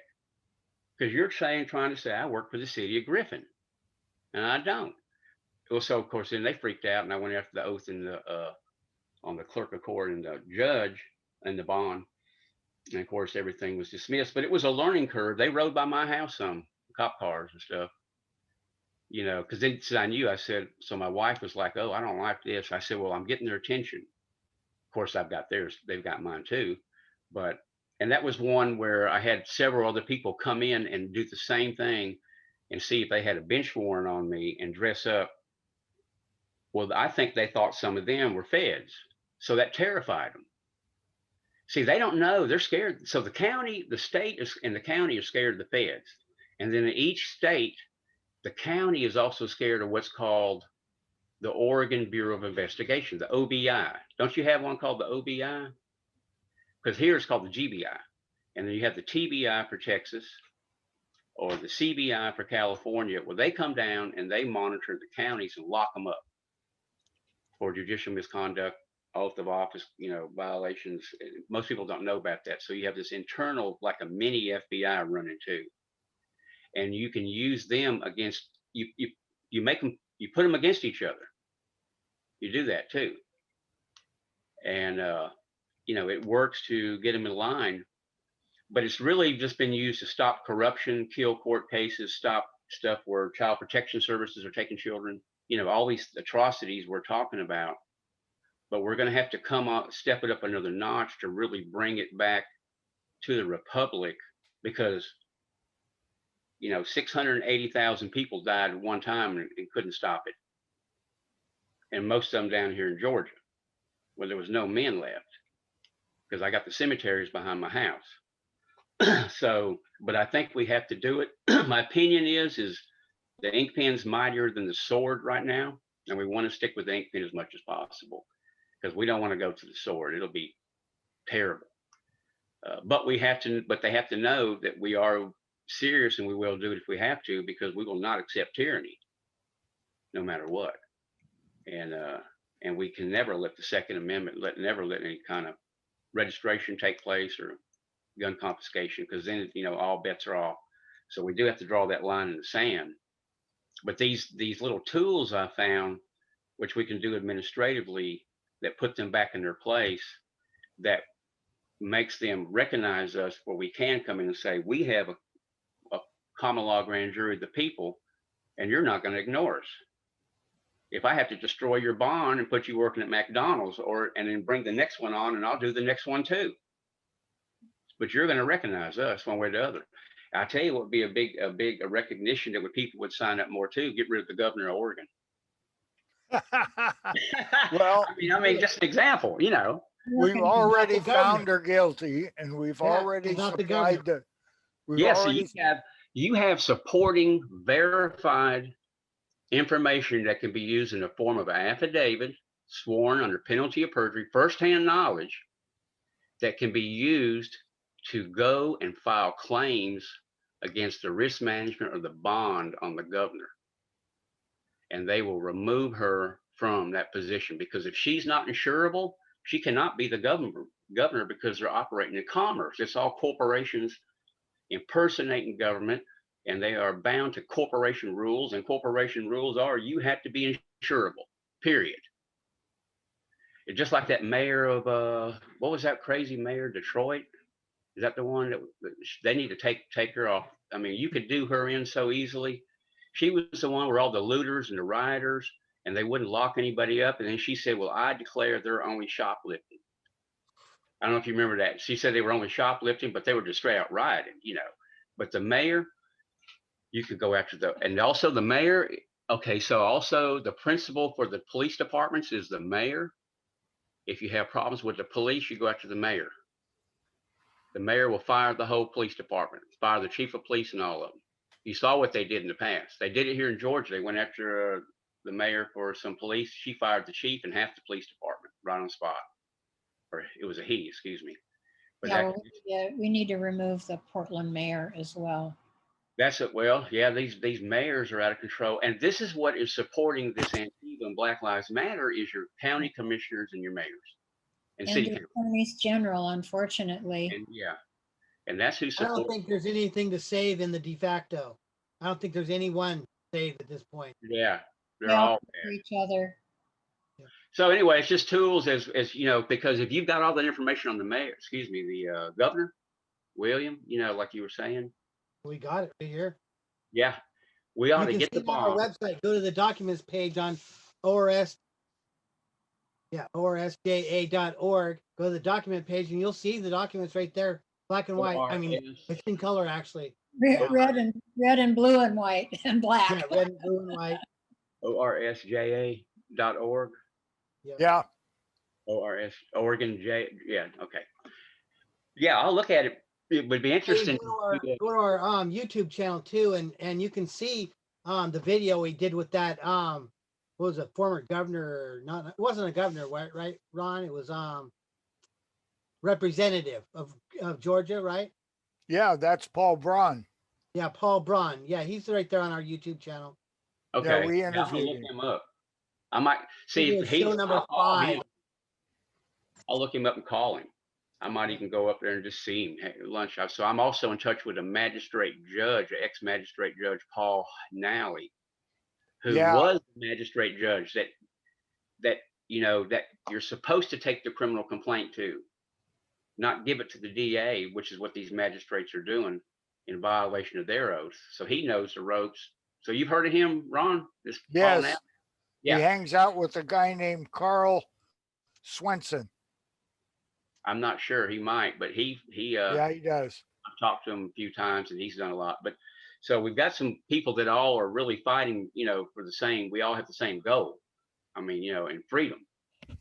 Freedom's not free. And without freedom, what do we have? That's what I've told them. Without freedom, what do you have? I don't care if you've got yachts, people with many material things, you know, or what you have, big houses on the lake. If you're not free, so what? Yep. But these people are attracted to worrying about their paychecks or their material items, and that's what keeps a lot of people from becoming active to do what's right and not realizing that that's all fake. That's all an illusion because it can be taken from them at any minute. Property tax is another thing, and we can come in. Everybody's being classified as commercial, and it's in the statutes. I started cross-referencing the statutes from Florida. There's a successful guy in Florida named Steve Emerson. I'm cross-referencing Georgia, and because it's showing you go to the tax assessor. He has sued him with Title 42s. And I'm telling you, this is what hurts him. When they have to settle for $500 million, you can make them pay that. You can make the governor cough up. That risk management will cough up $5 million. I got the Georgia state of Georgia insurance. It's $10 million per occurrence. 10M. The DAs Another thing, you're going to find out they're going to show in all states the DAs aren't bonded. They are. It's through the risk management contract up through the Capitol, through the governor. It's the governor, the Exactly. DAs, and the Secretary of State. So those things are wide open to file claims on. You can read it, and it's because they're there for indemnification for constitutional violations on the people operating under color of office and color of law, and that's what we're dealing with. And I think to bring the republic back with the common law grand jury, we're going to have to utilize these tools. That's just my opinion, to hold them accountable, to make them recognize us, to force them to do what's right, because they're like little kids with their hand in the cookie jar, and they will not. I mean, you're like a parent, don't do that anymore. And sometimes it comes out, and I'm just going to have to go get a hickory switch. I'm just going to have to beat some ass. But you know what I mean?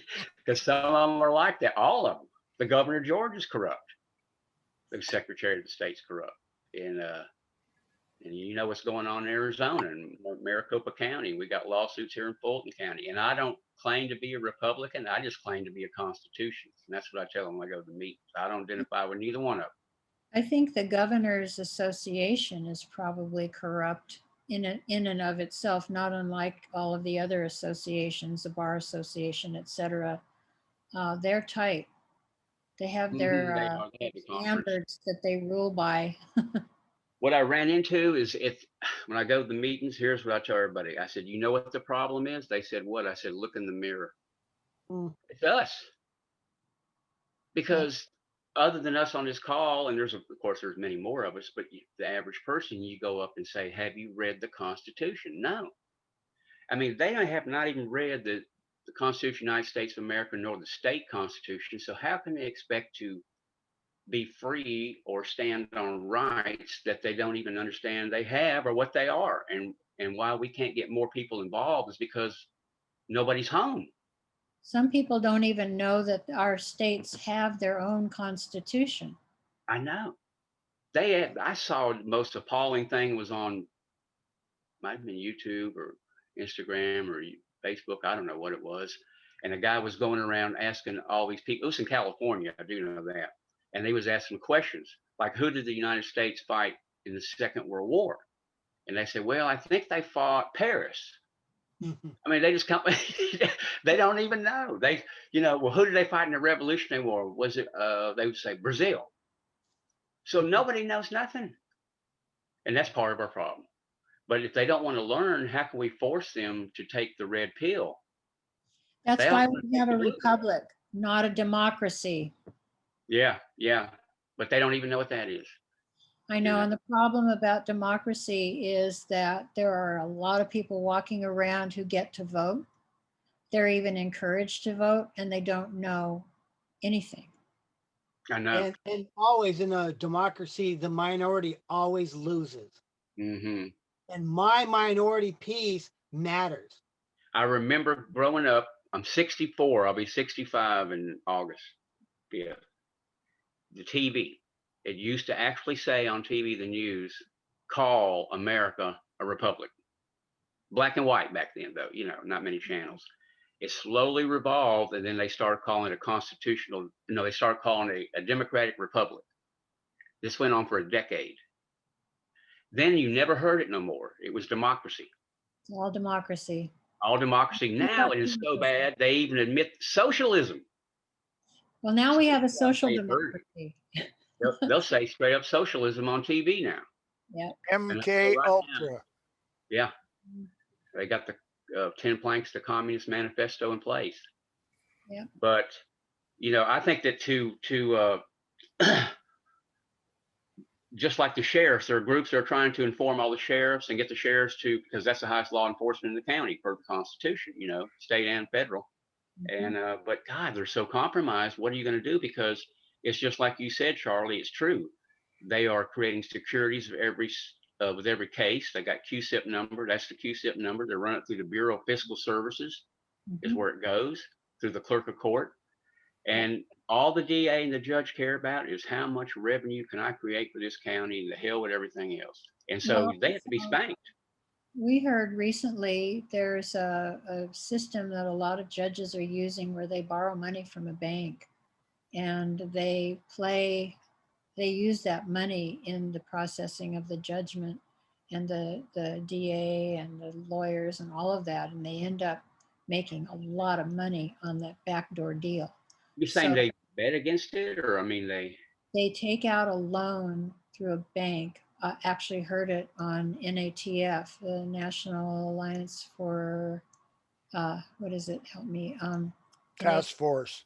that's The National Alliance Task Force with Mark Emery and a woman who has done a lot of investigation found out there's this whole money scheme that goes on behind the scenes by judges who borrow money from banks and they use it. Basically, it's money laundering in court cases by judges and in cahoots with the banks and the attorneys and the DAs and that. So that it's a big money pool. mm-hmm, mm-hmm. I don't doubt it, because if you've seen the Chris reports, I'm talking about the Chris reports they have for the court systems. No. No, it's a Chris is a court registry investment system, and they run all the cases through it, and it's all these securities they're creating, and that's what we're up against. Why they want to ignore us? Why they don't want the republic? These people are all in bed Yeah. with that, Yeah. and They buy properties too and stash the money that way. So they'll have a lot of properties that they borrow money from banks from, and it's a whole back. so you take it away from them. So what they don't like is when you take that away from them, Mm-hmm. and you can, because you go after that bond.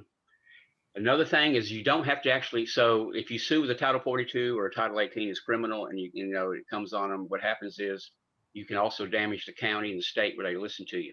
So when you run your default judgments, like you're talking about Mike, William, I mean, like you have all this where they acquiesced, or Ron, one of y'all was talking about it, and they've acquiesced to everything, and you can turn it to a form of a verified affidavit. Well, you can actually at that point record it into the county, pull certified copies, and then you want this to go to Dun and Bradstreet. So like every person, I'm talking about people. I'm not talking about the corporate. Well, it's really a corporation, really, because like Equifax, TransUnion, and Experian. Like your credit bureaus. Yep. So you do stuff, and they put bad on. They ruin your credit. You can come in and do the same thing to the state of Oregon, to whatever county, because they're on Dun and Bradstreet. So these things, when they ignore the common law courts pleadings and these presentments and everything you guys have done, procedurally correct too, because I know you're doing it procedurally to the point, correct. Mm-hmm. That gives you standing to be able to come in, standing in the cause of action, to file with Dun and Bradstreet and put negative charges on the county. Well, see, they hate that. See, they're selling all these securities. Mm-hmm. And it will damage them just like your credit going to 500 or whatever. But it's even more so with a big corporation, because you're dealing with nothing but a corporation called Oregon. And that's why they call it the state of Oregon. It's not Oregon. It's of is the big word. Yep.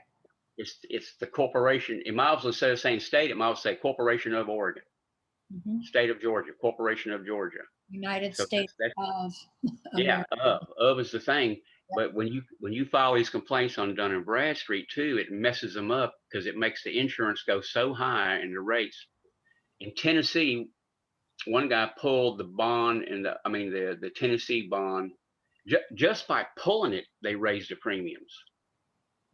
I found out just by me pulling, the premiums probably went up in Georgia just because I pulled it. Because they kept saying, "Why do you want it?" And I said, you need to know is I want it.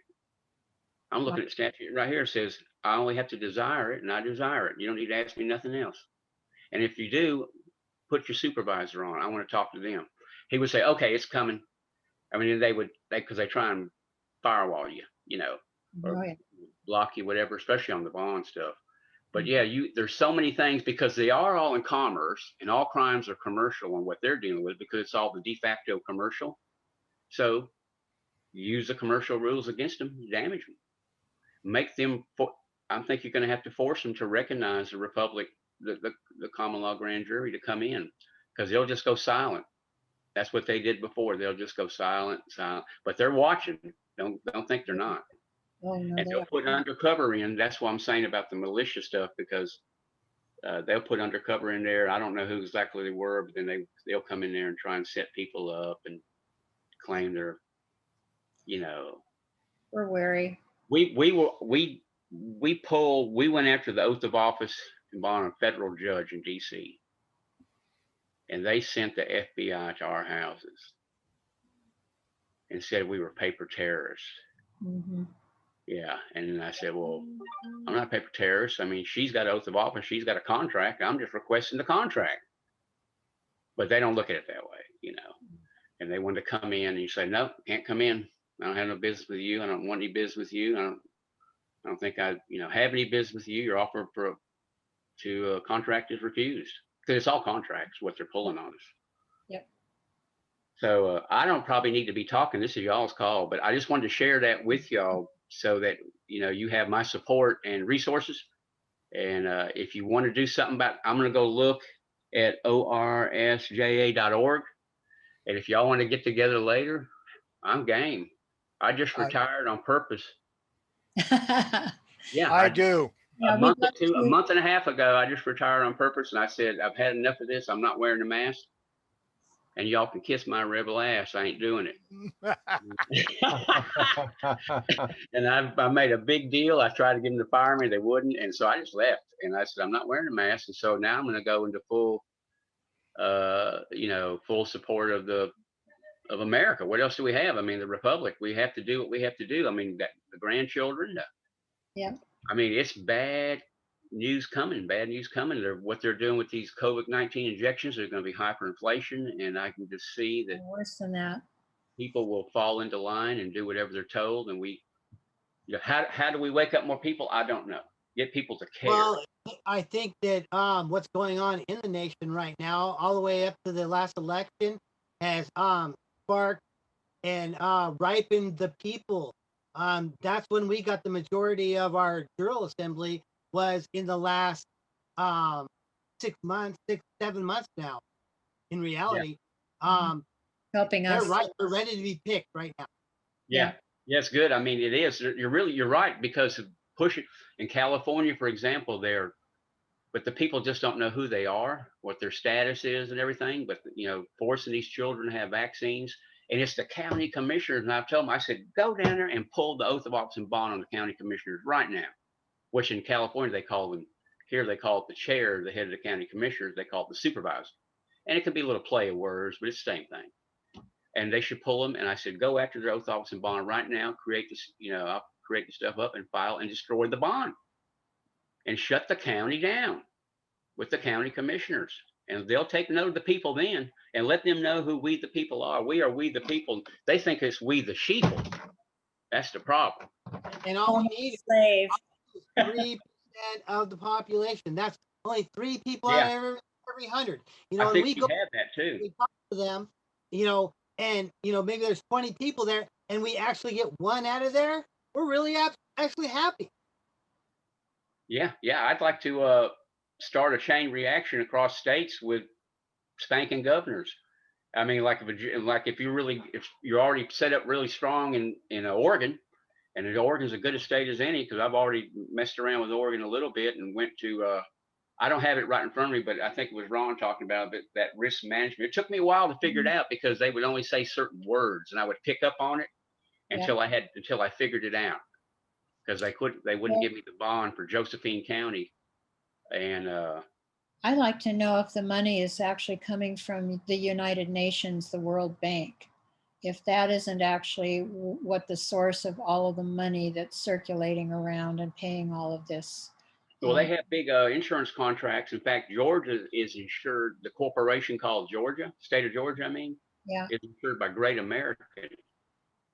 So I don't know if you've heard these big insurance companies. They're doing Allianz, Great American, Prudential. These companies we all hear about on TV and growing up and all. That's who's insuring these corporations, and they have big payouts on them. And it's the name insured is the state of Oregon, or state of Georgia, or etc. And in Oregon's got that thing where all the counties are bonded together and pay into a fund. They do that here too, in some counties. And I talked to the girl. I've got her name written down. You may have it, Ron. I can give it to you.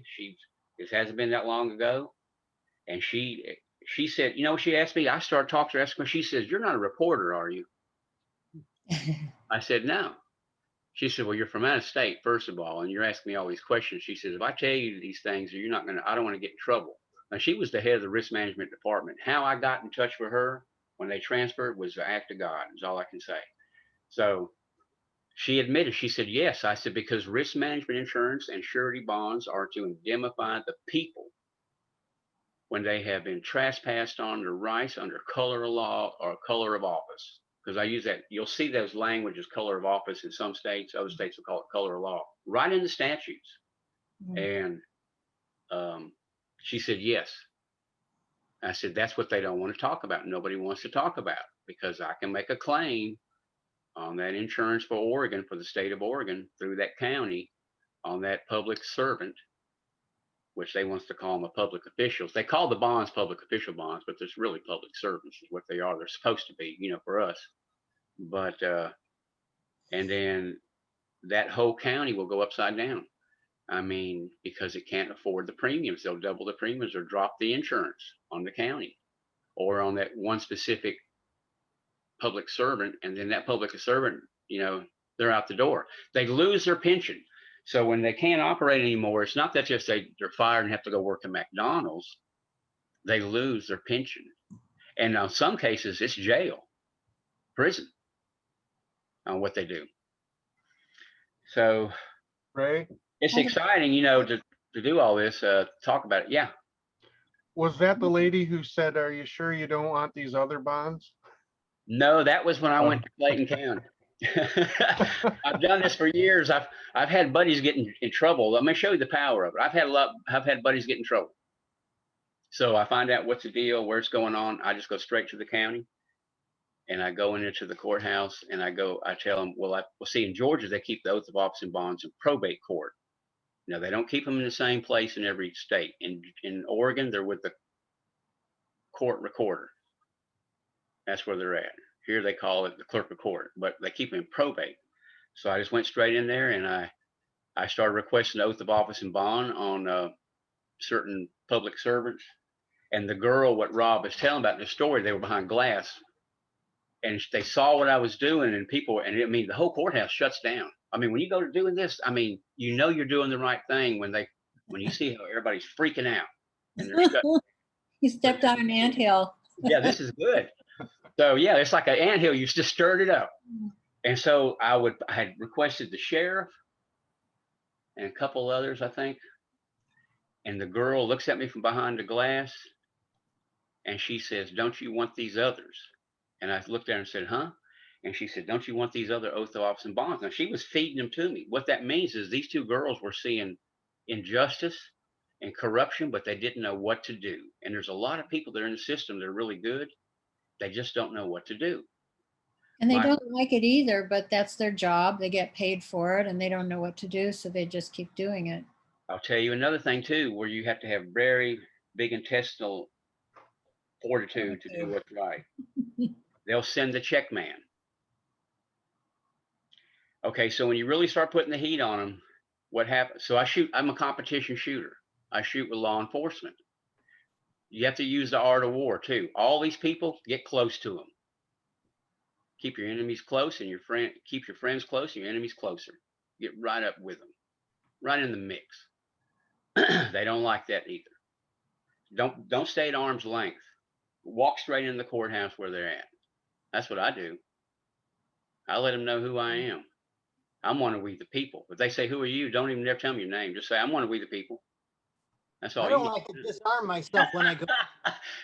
Pardon? I don't like to disarm myself. Yeah. Well, no problem with court. But believe me, when I go in, I'm not disarmed, because the tongue is a very powerful weapon, and so is your memory. But I know what you're saying about the Second Amendment, and we're not supposed to. But when you go in there, and I think I almost lost my train of thought on what I was going to tell you, but You want to, oh yeah, okay, so the courts, it was a certain one, gosh, okay, I pulled the one in Clayton County, they were wanting to, I can't remember. I've done it so many times. I mean, I've done it in like almost every county around, and then I started going out of state and doing it, and I realized when I was calling counties out of state, Secretary of State, and the counties and the county recorders, and I would force them to give me that oath and bond and stuff, that they were freaking out. And I thought to myself, all I thought to myself was, gosh, what about 10 of me did this, or 20, or what if 100 of us did it in Oregon? Well, you don't have to be from Oregon. You just have to be from America and be patriotic. That's all you need to know, because just like a citizen's arrest, if I see judicial misconduct, official oppression, I'm 3,000 miles away in Georgia, you're 3,000 miles, it doesn't matter. I can get involved. I don't have to be up there on the land in Oregon. Public duty. Yeah, public duty. And we could call and go after the governor, and I guarantee you will see her hair stand on end and smoke come out of her ears. And she will start reneging on stuff she's doing. She'll start backing up. She'll start crawfishing. Yeah. They'll start backing up trying to make amends. But don't do it. Once you get the enemy on the run, you never slack off. She's Right. even worse than Inslee and Gavin. Is it Gavin? In Yeah. Newsom, yeah. California. They've backed off on all of the mandates, and she hasn't even set an end date yet. She's the worst of the three. She's the worst one. Yeah, The she's whole horrible. country probably will. I want to just break in here and just, first of all, I want to thank AMG Support. Thank you so much for allowing us to have this platform and this discussion. It's so wonderful. And thank you, Ray, for all of your good information. I hope that everyone on here who has stayed this long, because we're over 2 hours, is actually getting something from this toward action, because we can do a lot of talk, we can grumble, we can complain. But, if you want to get a hold of us, any of us, Ray or Ron, William, me, any one of us on here who is doing this kind of work, we need your support. And if you have questions, we'd love to answer them. We'll hold your hand. We'll send you paperwork, anything you want. Go on our website. And I just want to thank you all so much for being here and for having this dialogue. It really is the solution to action. So thank you. Ray, I thank you too. I thank you for letting me attend and for everything y'all are doing. Ray, Charlie. Yes. would you start the Jural Assembly on Georgia? Did you already say there was one existing here or not? It doesn't make any difference. Would you start one on Georgia and do the work? I will try my best. I've got some coals in the fire, but yeah. I mean, of course, everything I'm doing is in reference to. We'll send you the Republic. Jural packet, and we'll send you, some samples, some examples of our Okay. paper. You can go on our website, orsja.org, and see our documents there. And then, we'll whatever questions you have to make it Okay. fit for you, or whatever answers we have for you. If you have questions, please work with us. What I need to do is do that and take it to these Republican Party meetings, because I have the ear of a bunch of them. What happened was, I know a lot of the people that witnessed the voters fraud. And so we have Republicans attacking Republicans because the Republicans were compromised. So these other lower Republicans who got almost in fist fights over the voting fraud down here in Georgia, the news didn't cover it. Got police called on them, told them they had to watch with binoculars. And they were mainly women. They were mainly women that were ballot watchers, and they got mad. And I mean, mad dog mad. And so they're like, we're going to take these Republicans down. They're communists. These are Republicans attacking the government. So I need to go in there and explain to them. And I'm trying to, and they kind of look at me funny when I say, well, none of you are U.S. citizens. I don't know any. And they go like, well, what do you mean? I say, well, have you ever looked the definition up, and where do you live? So because that's the thing, all this corporate stuff, you have to say you're a U.S. citizen. Right. To run, and the people. And so what I'm trying, I've talked to Rob, because I was telling Rob, I'd like to go in. What I need to do is really figure this out and go in. There's really nothing more than doing it, really, because when you do it, you just make it happen and come in as a state national, a Georgian, or actually a Californian. I was born in California, even though I grew up here, and run for sheriff. Because the problem is you got, those guys are straddling the fence. They're claiming they're U.S. citizens. So we need to be able to take offices as state nationals. Be And careful of that word, Ray. Yeah. The word national, be very careful of that word. well, It- Title it- 8, 1101A, 21A, you got state national, American national, state citizen, U.S. citizen. I And give you all of that. Yeah. I don't detract from any of that. But if you're a state national, then you give jurisdiction to the state. that's Now, that's what? state citizen. State citizen does that, not state No, go look up state national. A national. state I've national. been on a lot of calls. I mean, Rob can attest to it some. Um, Now, why do you think I'd say that if I didn't know? I Well, know. I looked I've it up. actually read it too, Title 8. But no, you're reading Title 8. So, That's where they recognize the positions, just like with David Strait. He comes in as a state national. He's got diplomatic immunity. When they pull him over, his passport says it, and they say, leave. You're free, always. Ron, Yeah. you want to offer some words about that warning? Yeah, go ahead, though.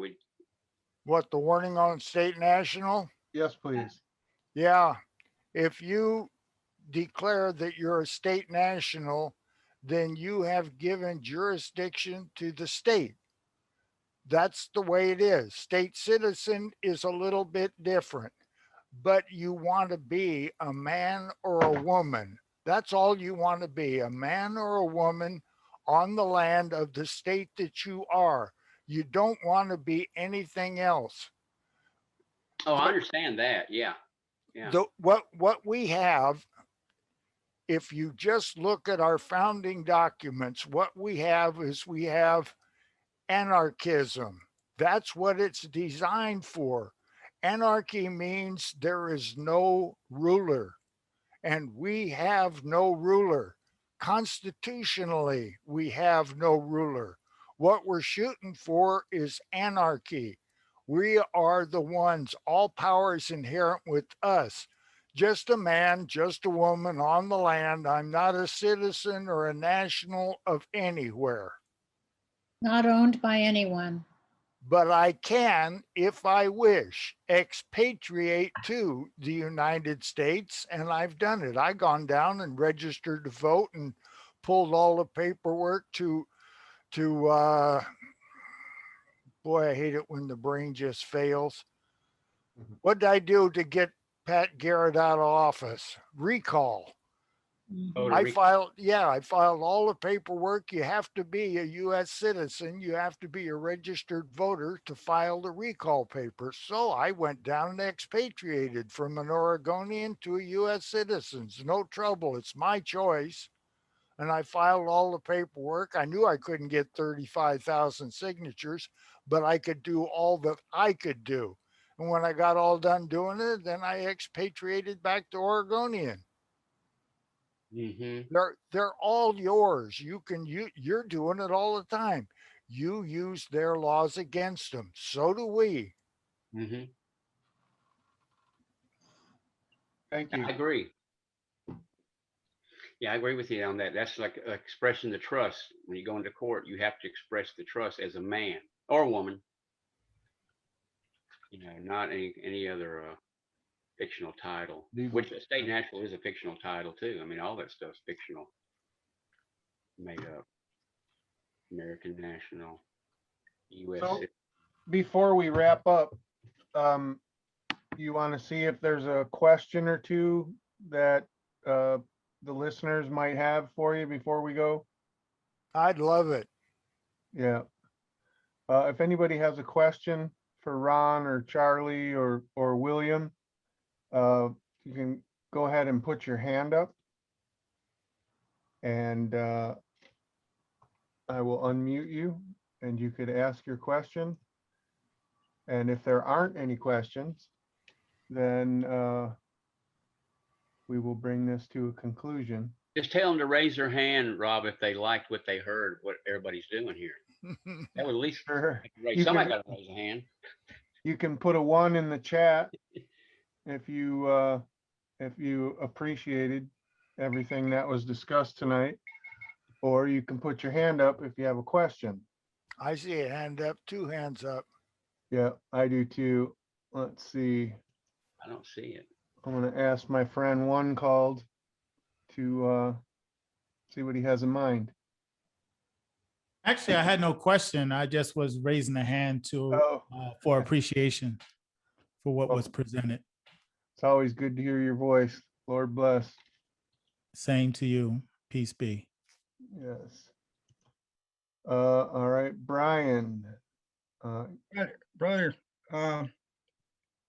what about the idea here of correcting your political status? If you don't correct your political status and come back to the land and soil, all this stuff you're talking about comes to nothing. Yeah, that's the first move, Brian. First thing right. you have to do. That's what I've done.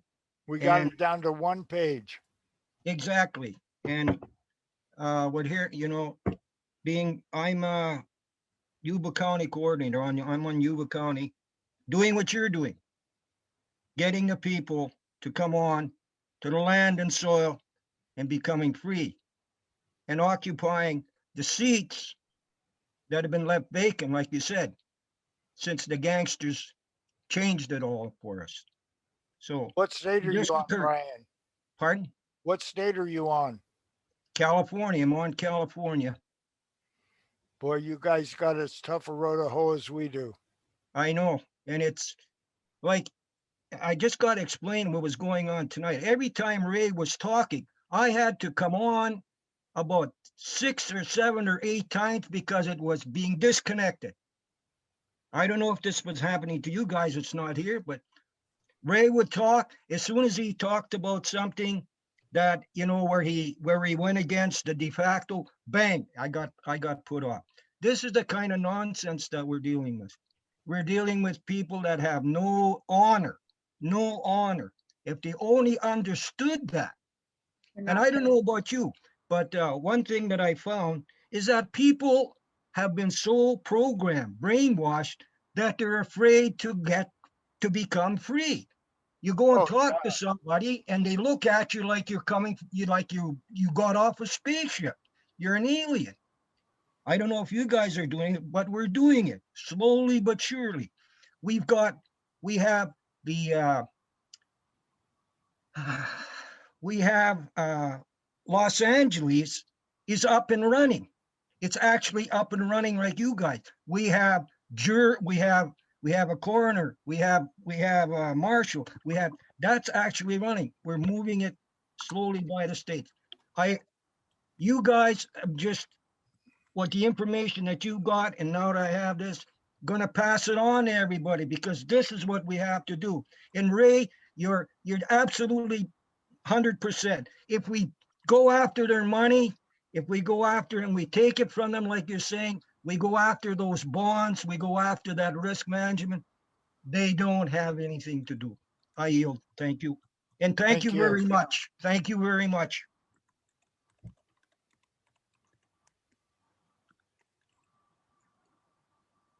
Very good. Thank you. We have, I'm sorry. I just wanted to announce that I just put into the chat our website again, and that they can get our documents, the living testimony in the form of an affidavit. And they can also reach us that way if there are any questions or people want more information. I don't see it in there. I just popped. Oh, I see it. Okay, now I see it on our sign of ownership. But can you give us a link to the page? I went to your documents page, and this is what I see here.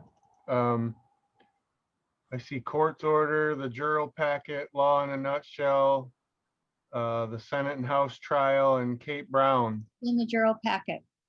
Oh, So, it's in here. yeah, the Jural packet has quite a bit of information. It has a sample of how to fill out the affidavit.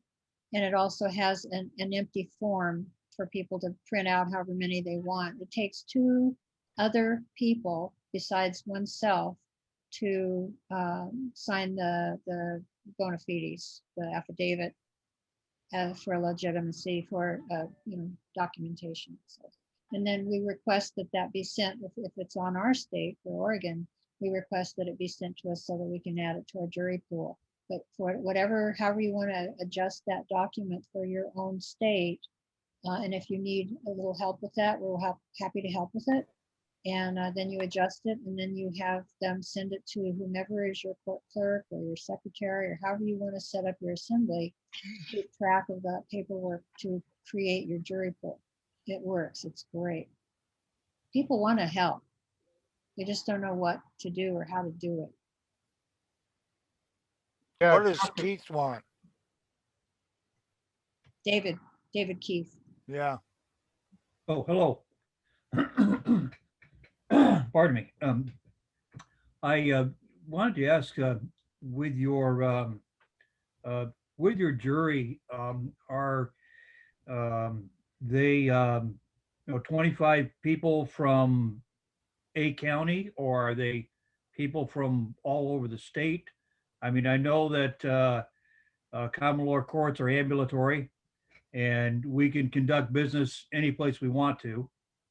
But I was curious on how you guys were, how that was structured and how you were setting it up.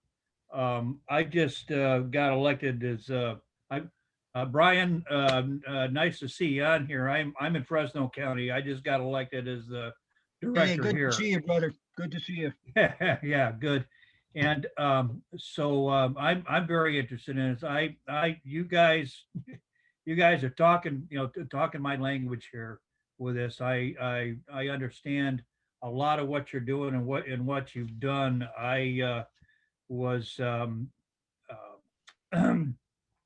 well, I have friends here that down in Tulare County that were back in about 2000. Anyway, during Clinton's administration, one of their guys got hauled up on federal firearms charges, and their jural put the court together, took their tables and chairs, went right down on the front steps of the federal courthouse, downtown Fresno, set up their court, did their business, served the judge, went through their process. They actually sent a letter off to Bill Clinton and say, hey, if you're the lawful president, sign this letter so we know who you are. And as a result of that, they got done with their business, served the court, served the judge, and the guy was out of jail within 72 hours and got all his guns back. So I know that this does work. And so as far as you're doing business and coming at the counties, are you doing it on a countywide basis, or are you getting together and doing it? we started statewide. That's what Statewide. Statewide. Okay. We know that eventually we have to get to each county taking care of itself. But when you look in the Constitution, there's no counties. It's the state. So the state is where all power is inherent in the people. So that's where we're working from, the state. We eventually have to have a grand jury in de jure on every county. Okay, I see what you're saying. There's And, somebody out there. There's somebody out there doing this kind of work that says that you have to have every county settled with a grand jury before you can make your state.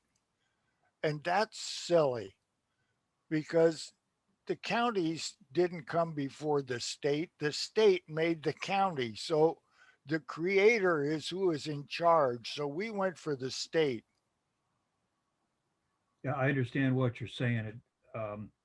Because even at a county level, you got 3 people, you form your committee and start doing business. That's all it takes. And as long as you're keeping the record, that's that's it. That's your evidence. So We're in process of starting up our counties too, right now, as we do this. We're starting to identify the people in our jury that are in each county, and we're gonna start doing it in each of our counties. Yeah, I'm just looking at the chat too, and it says here that the documents are available at americanstatesassembly.net, which is not us, just so you know.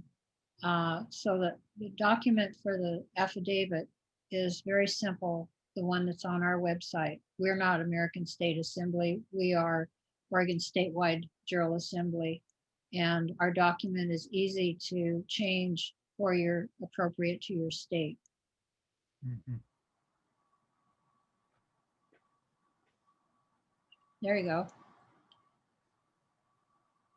Keep going. There's the sample.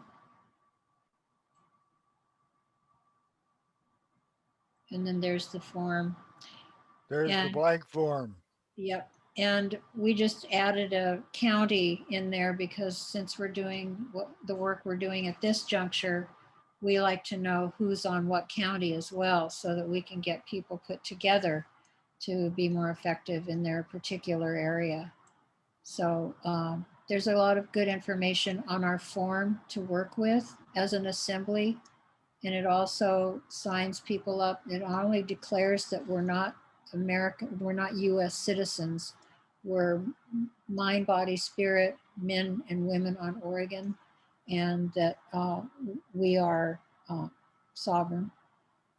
And then we thumbprint and have that witnessed by others. And when you have that done by others, it also often will pull them in. Yeah, and then it's sent to Ron, who's our court clerk. So when you establish your court, you'll want someone who's going to be the clerk, who's going to be responsible for those forms coming in, being submitted.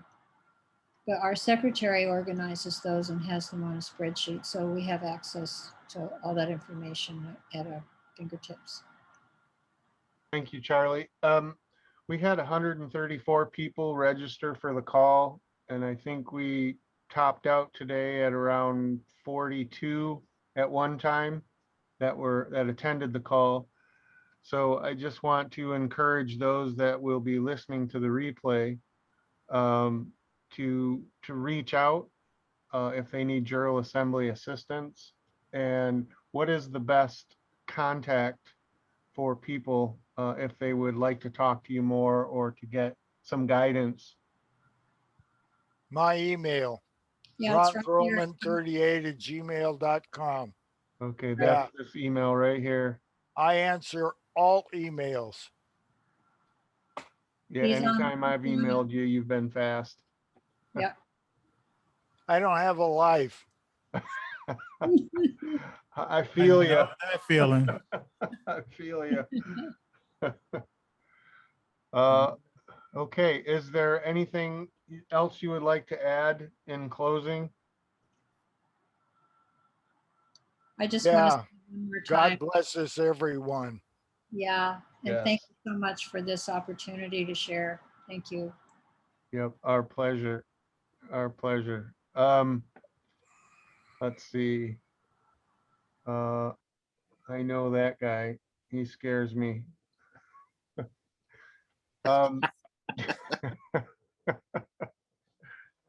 How's it going? It's going great. I apologize for getting on late. I just had a question that may turn into a comment. In Article 1, Section 10, it says they will not interfere in contracts. And I just ask, when people are born and they have the birth certificate, the estate, and they're tied to certain trusts with that, and you end up being the trustee, whether you know it or not, you then have your parents or someone sign you up for a Social Security contract, and then just the dominoes fall from there, you know, from selective service, credit cards, mortgages, marriage licenses, the like. Do you believe that your jural assemblies can supersede a contract, or are you having people undo these contracts prior to? And I don't mean undoing the contracts by way of saying, I'm a moral sentient being and sending it to DC and Puerto Rico and thinking everything's done. I mean, are you actually undoing every single contract or amending the ones you want to keep?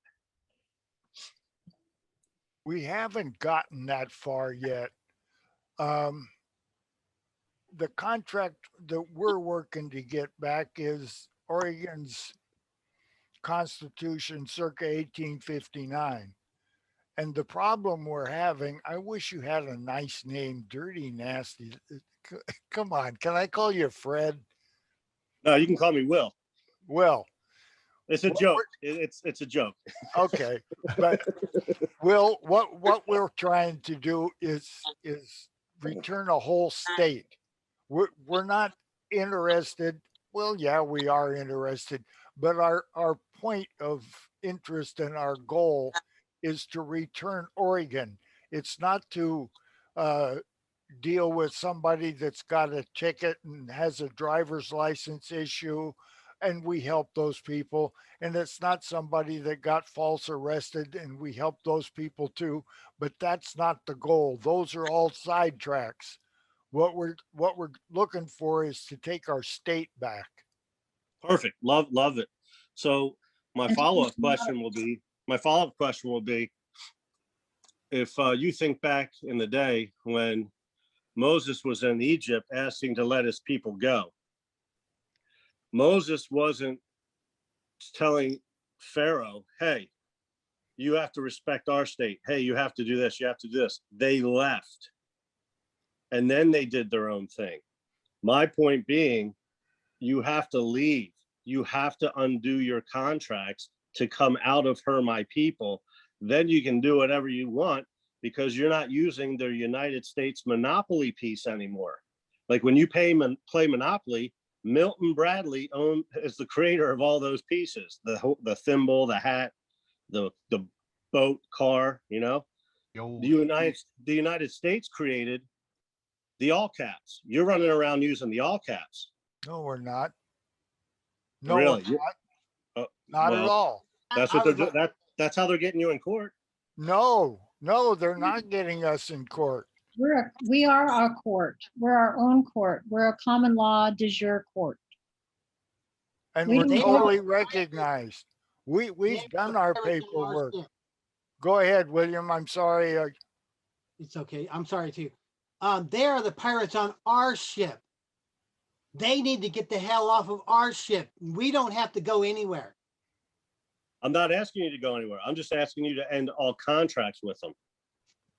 We Then have. you- Oh, wait a minute. Wait a minute. Everything. Wait a minute. I want to bring a point to you. Sure. Individually, I have ceased all contracts. I get my mail general delivery. I don't get free home delivery. I get my mail general delivery and I go down there and get it. The Oregon Statewide Jural Assembly and our court gets our mail general delivery. That's where Charlie got her return receipt requested from the district attorney delivered to her. General delivery.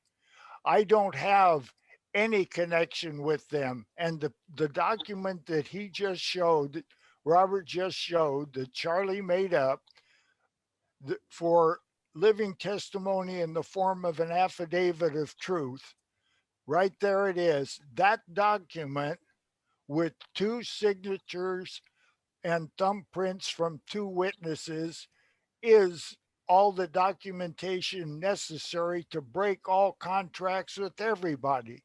Now let's go back to what you said about the Social Security. Social Security is an insurance. I was signed into Social Security when I was 13 years old. 13-year-old kids can't make a contract. The contract is null and void ab initio. So when we talk about breaking the contracts, we're doing it. People with us are driving cars with paper plates, and we make the paper plates ourselves. They're common law paper plates. And people are driving with no driver's license, And all of that stuff's extremely dangerous because when a cop stops you, the cop right there is in control. He's got the gun and he's got you stopped, and your ass will be in jail if he wants you there. And all that you do and all that you say doesn't make any difference. The judge looked at me when I was in his court because I signed a piece of paper to get out of jail saying that I would appear in court. And he said, I make the rules in my court. I make the decision on what law is. And you are a person, and I will try you as a person. And he did. And I did 20 days in county.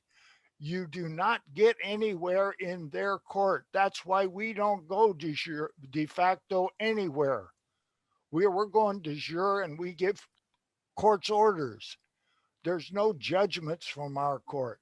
And we write court's orders, and we write claims of, the word won't come. Charlie, do you, causes Causes of action? no, conusance, a claim of conusance. A third party tells one of the other jurisdiction parties, you don't have jurisdiction. That's a good one to know.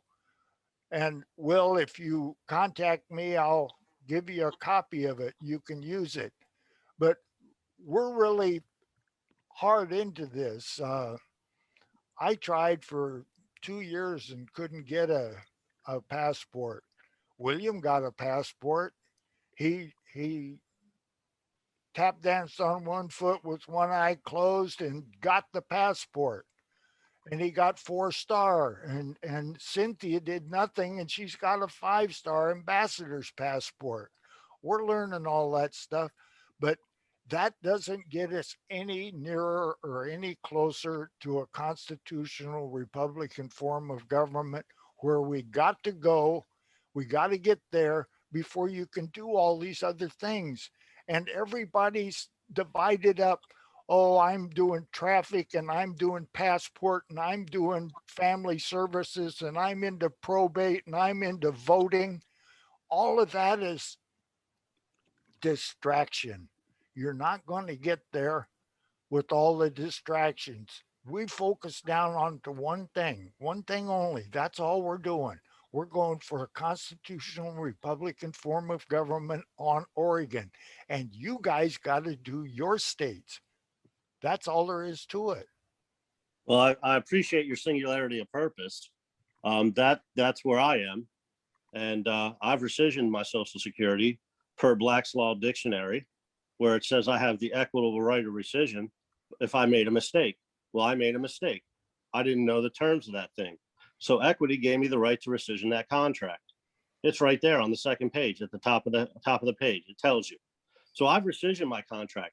I do Freedom of Information Act requests for everything. I rescissioned every single page of every passport I've ever gotten. I've rescissioned voter registration. So I have the documents proving I don't have any contractual nexus with them. I've left Pharaoh land. That's all I'm saying. I can't say that I'm double-minded if I say that I'm part of the Oregon or the Delaware or Texas, cut state, whatever you want to call it. I can't say that if I'm part of Pharaoh land at the same time. And you're saying that you've done some of these things, but there's people on the call who might not understand just how severe that contractual nexus is. And so I just see so many people who come to me to end court cases, to fix them. And I see 8 different gurus' paperwork. And it's like, what the heck? I just err on the side of caution saying, please make sure that everybody knows what you've done to have your success. And that's what you just laid out. And I appreciate that. Thank you, Will.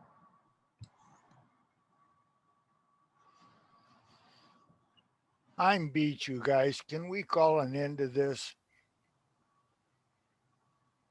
Yeah, I second it. Okay.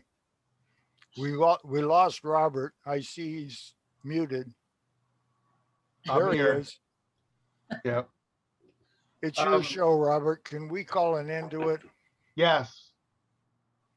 Good people. Thank you, everybody, for participating and contributing. I really enjoyed the call, and I'm glad, Ron, that you reached out to us and helped to make this happen. Yep, it is, it's an important conversation. People need to hear it. So I will have a replay link together tomorrow.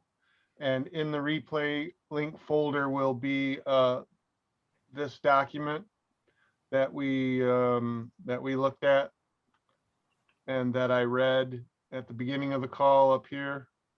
Yeah, So, yep, Yeah, we call it our Jural packet because it's pretty all inclusive for giving people a good background of information on the history of the Constitution and how it got changed to color of law, and advising people to not only read the Declaration of Independence and the other documents, Articles of Confederation, Perpetual Union, and all of that, plus their state constitution.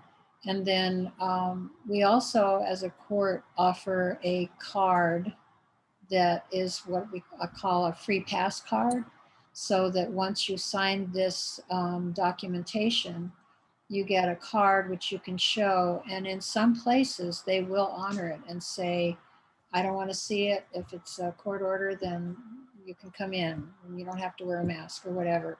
There are other places who could care less. Ron's showing the card there. And so, you know, it's just another thing that we offer because we really just want people to pay attention to the fact that they're not powerless. It's a tool for them to use when they go into a public place so that they can actually address their issue with wearing a mask or having to be vaccinated or any of that. You know, it gives us an opportunity for dialogue and also for noticing businesses if they're really violating our rights and we can't have a service that we need. So it's just another thing that we offer. Ron, could you show that card again? I just, Now that he Sorry. tucked it away. yeah, I was sharing that other document, so you're going to be really small on the replay. This will give people a chance to see it. Just kind of hold it as still as you can because it's really blurry. Yeah, by order of the Civilian Court of Record, Oregon Yep. Statewide Jural Assembly. Thank you. Very good, sir. All right, I guess with that, we'll let everybody get on to the rest of their evening. It's getting close to midnight here on the east side. So God bless. Thank everybody. Thank you, Robert. Appreciate you all. thank you, Robert. Yep, you're welcome. Good night. Good night.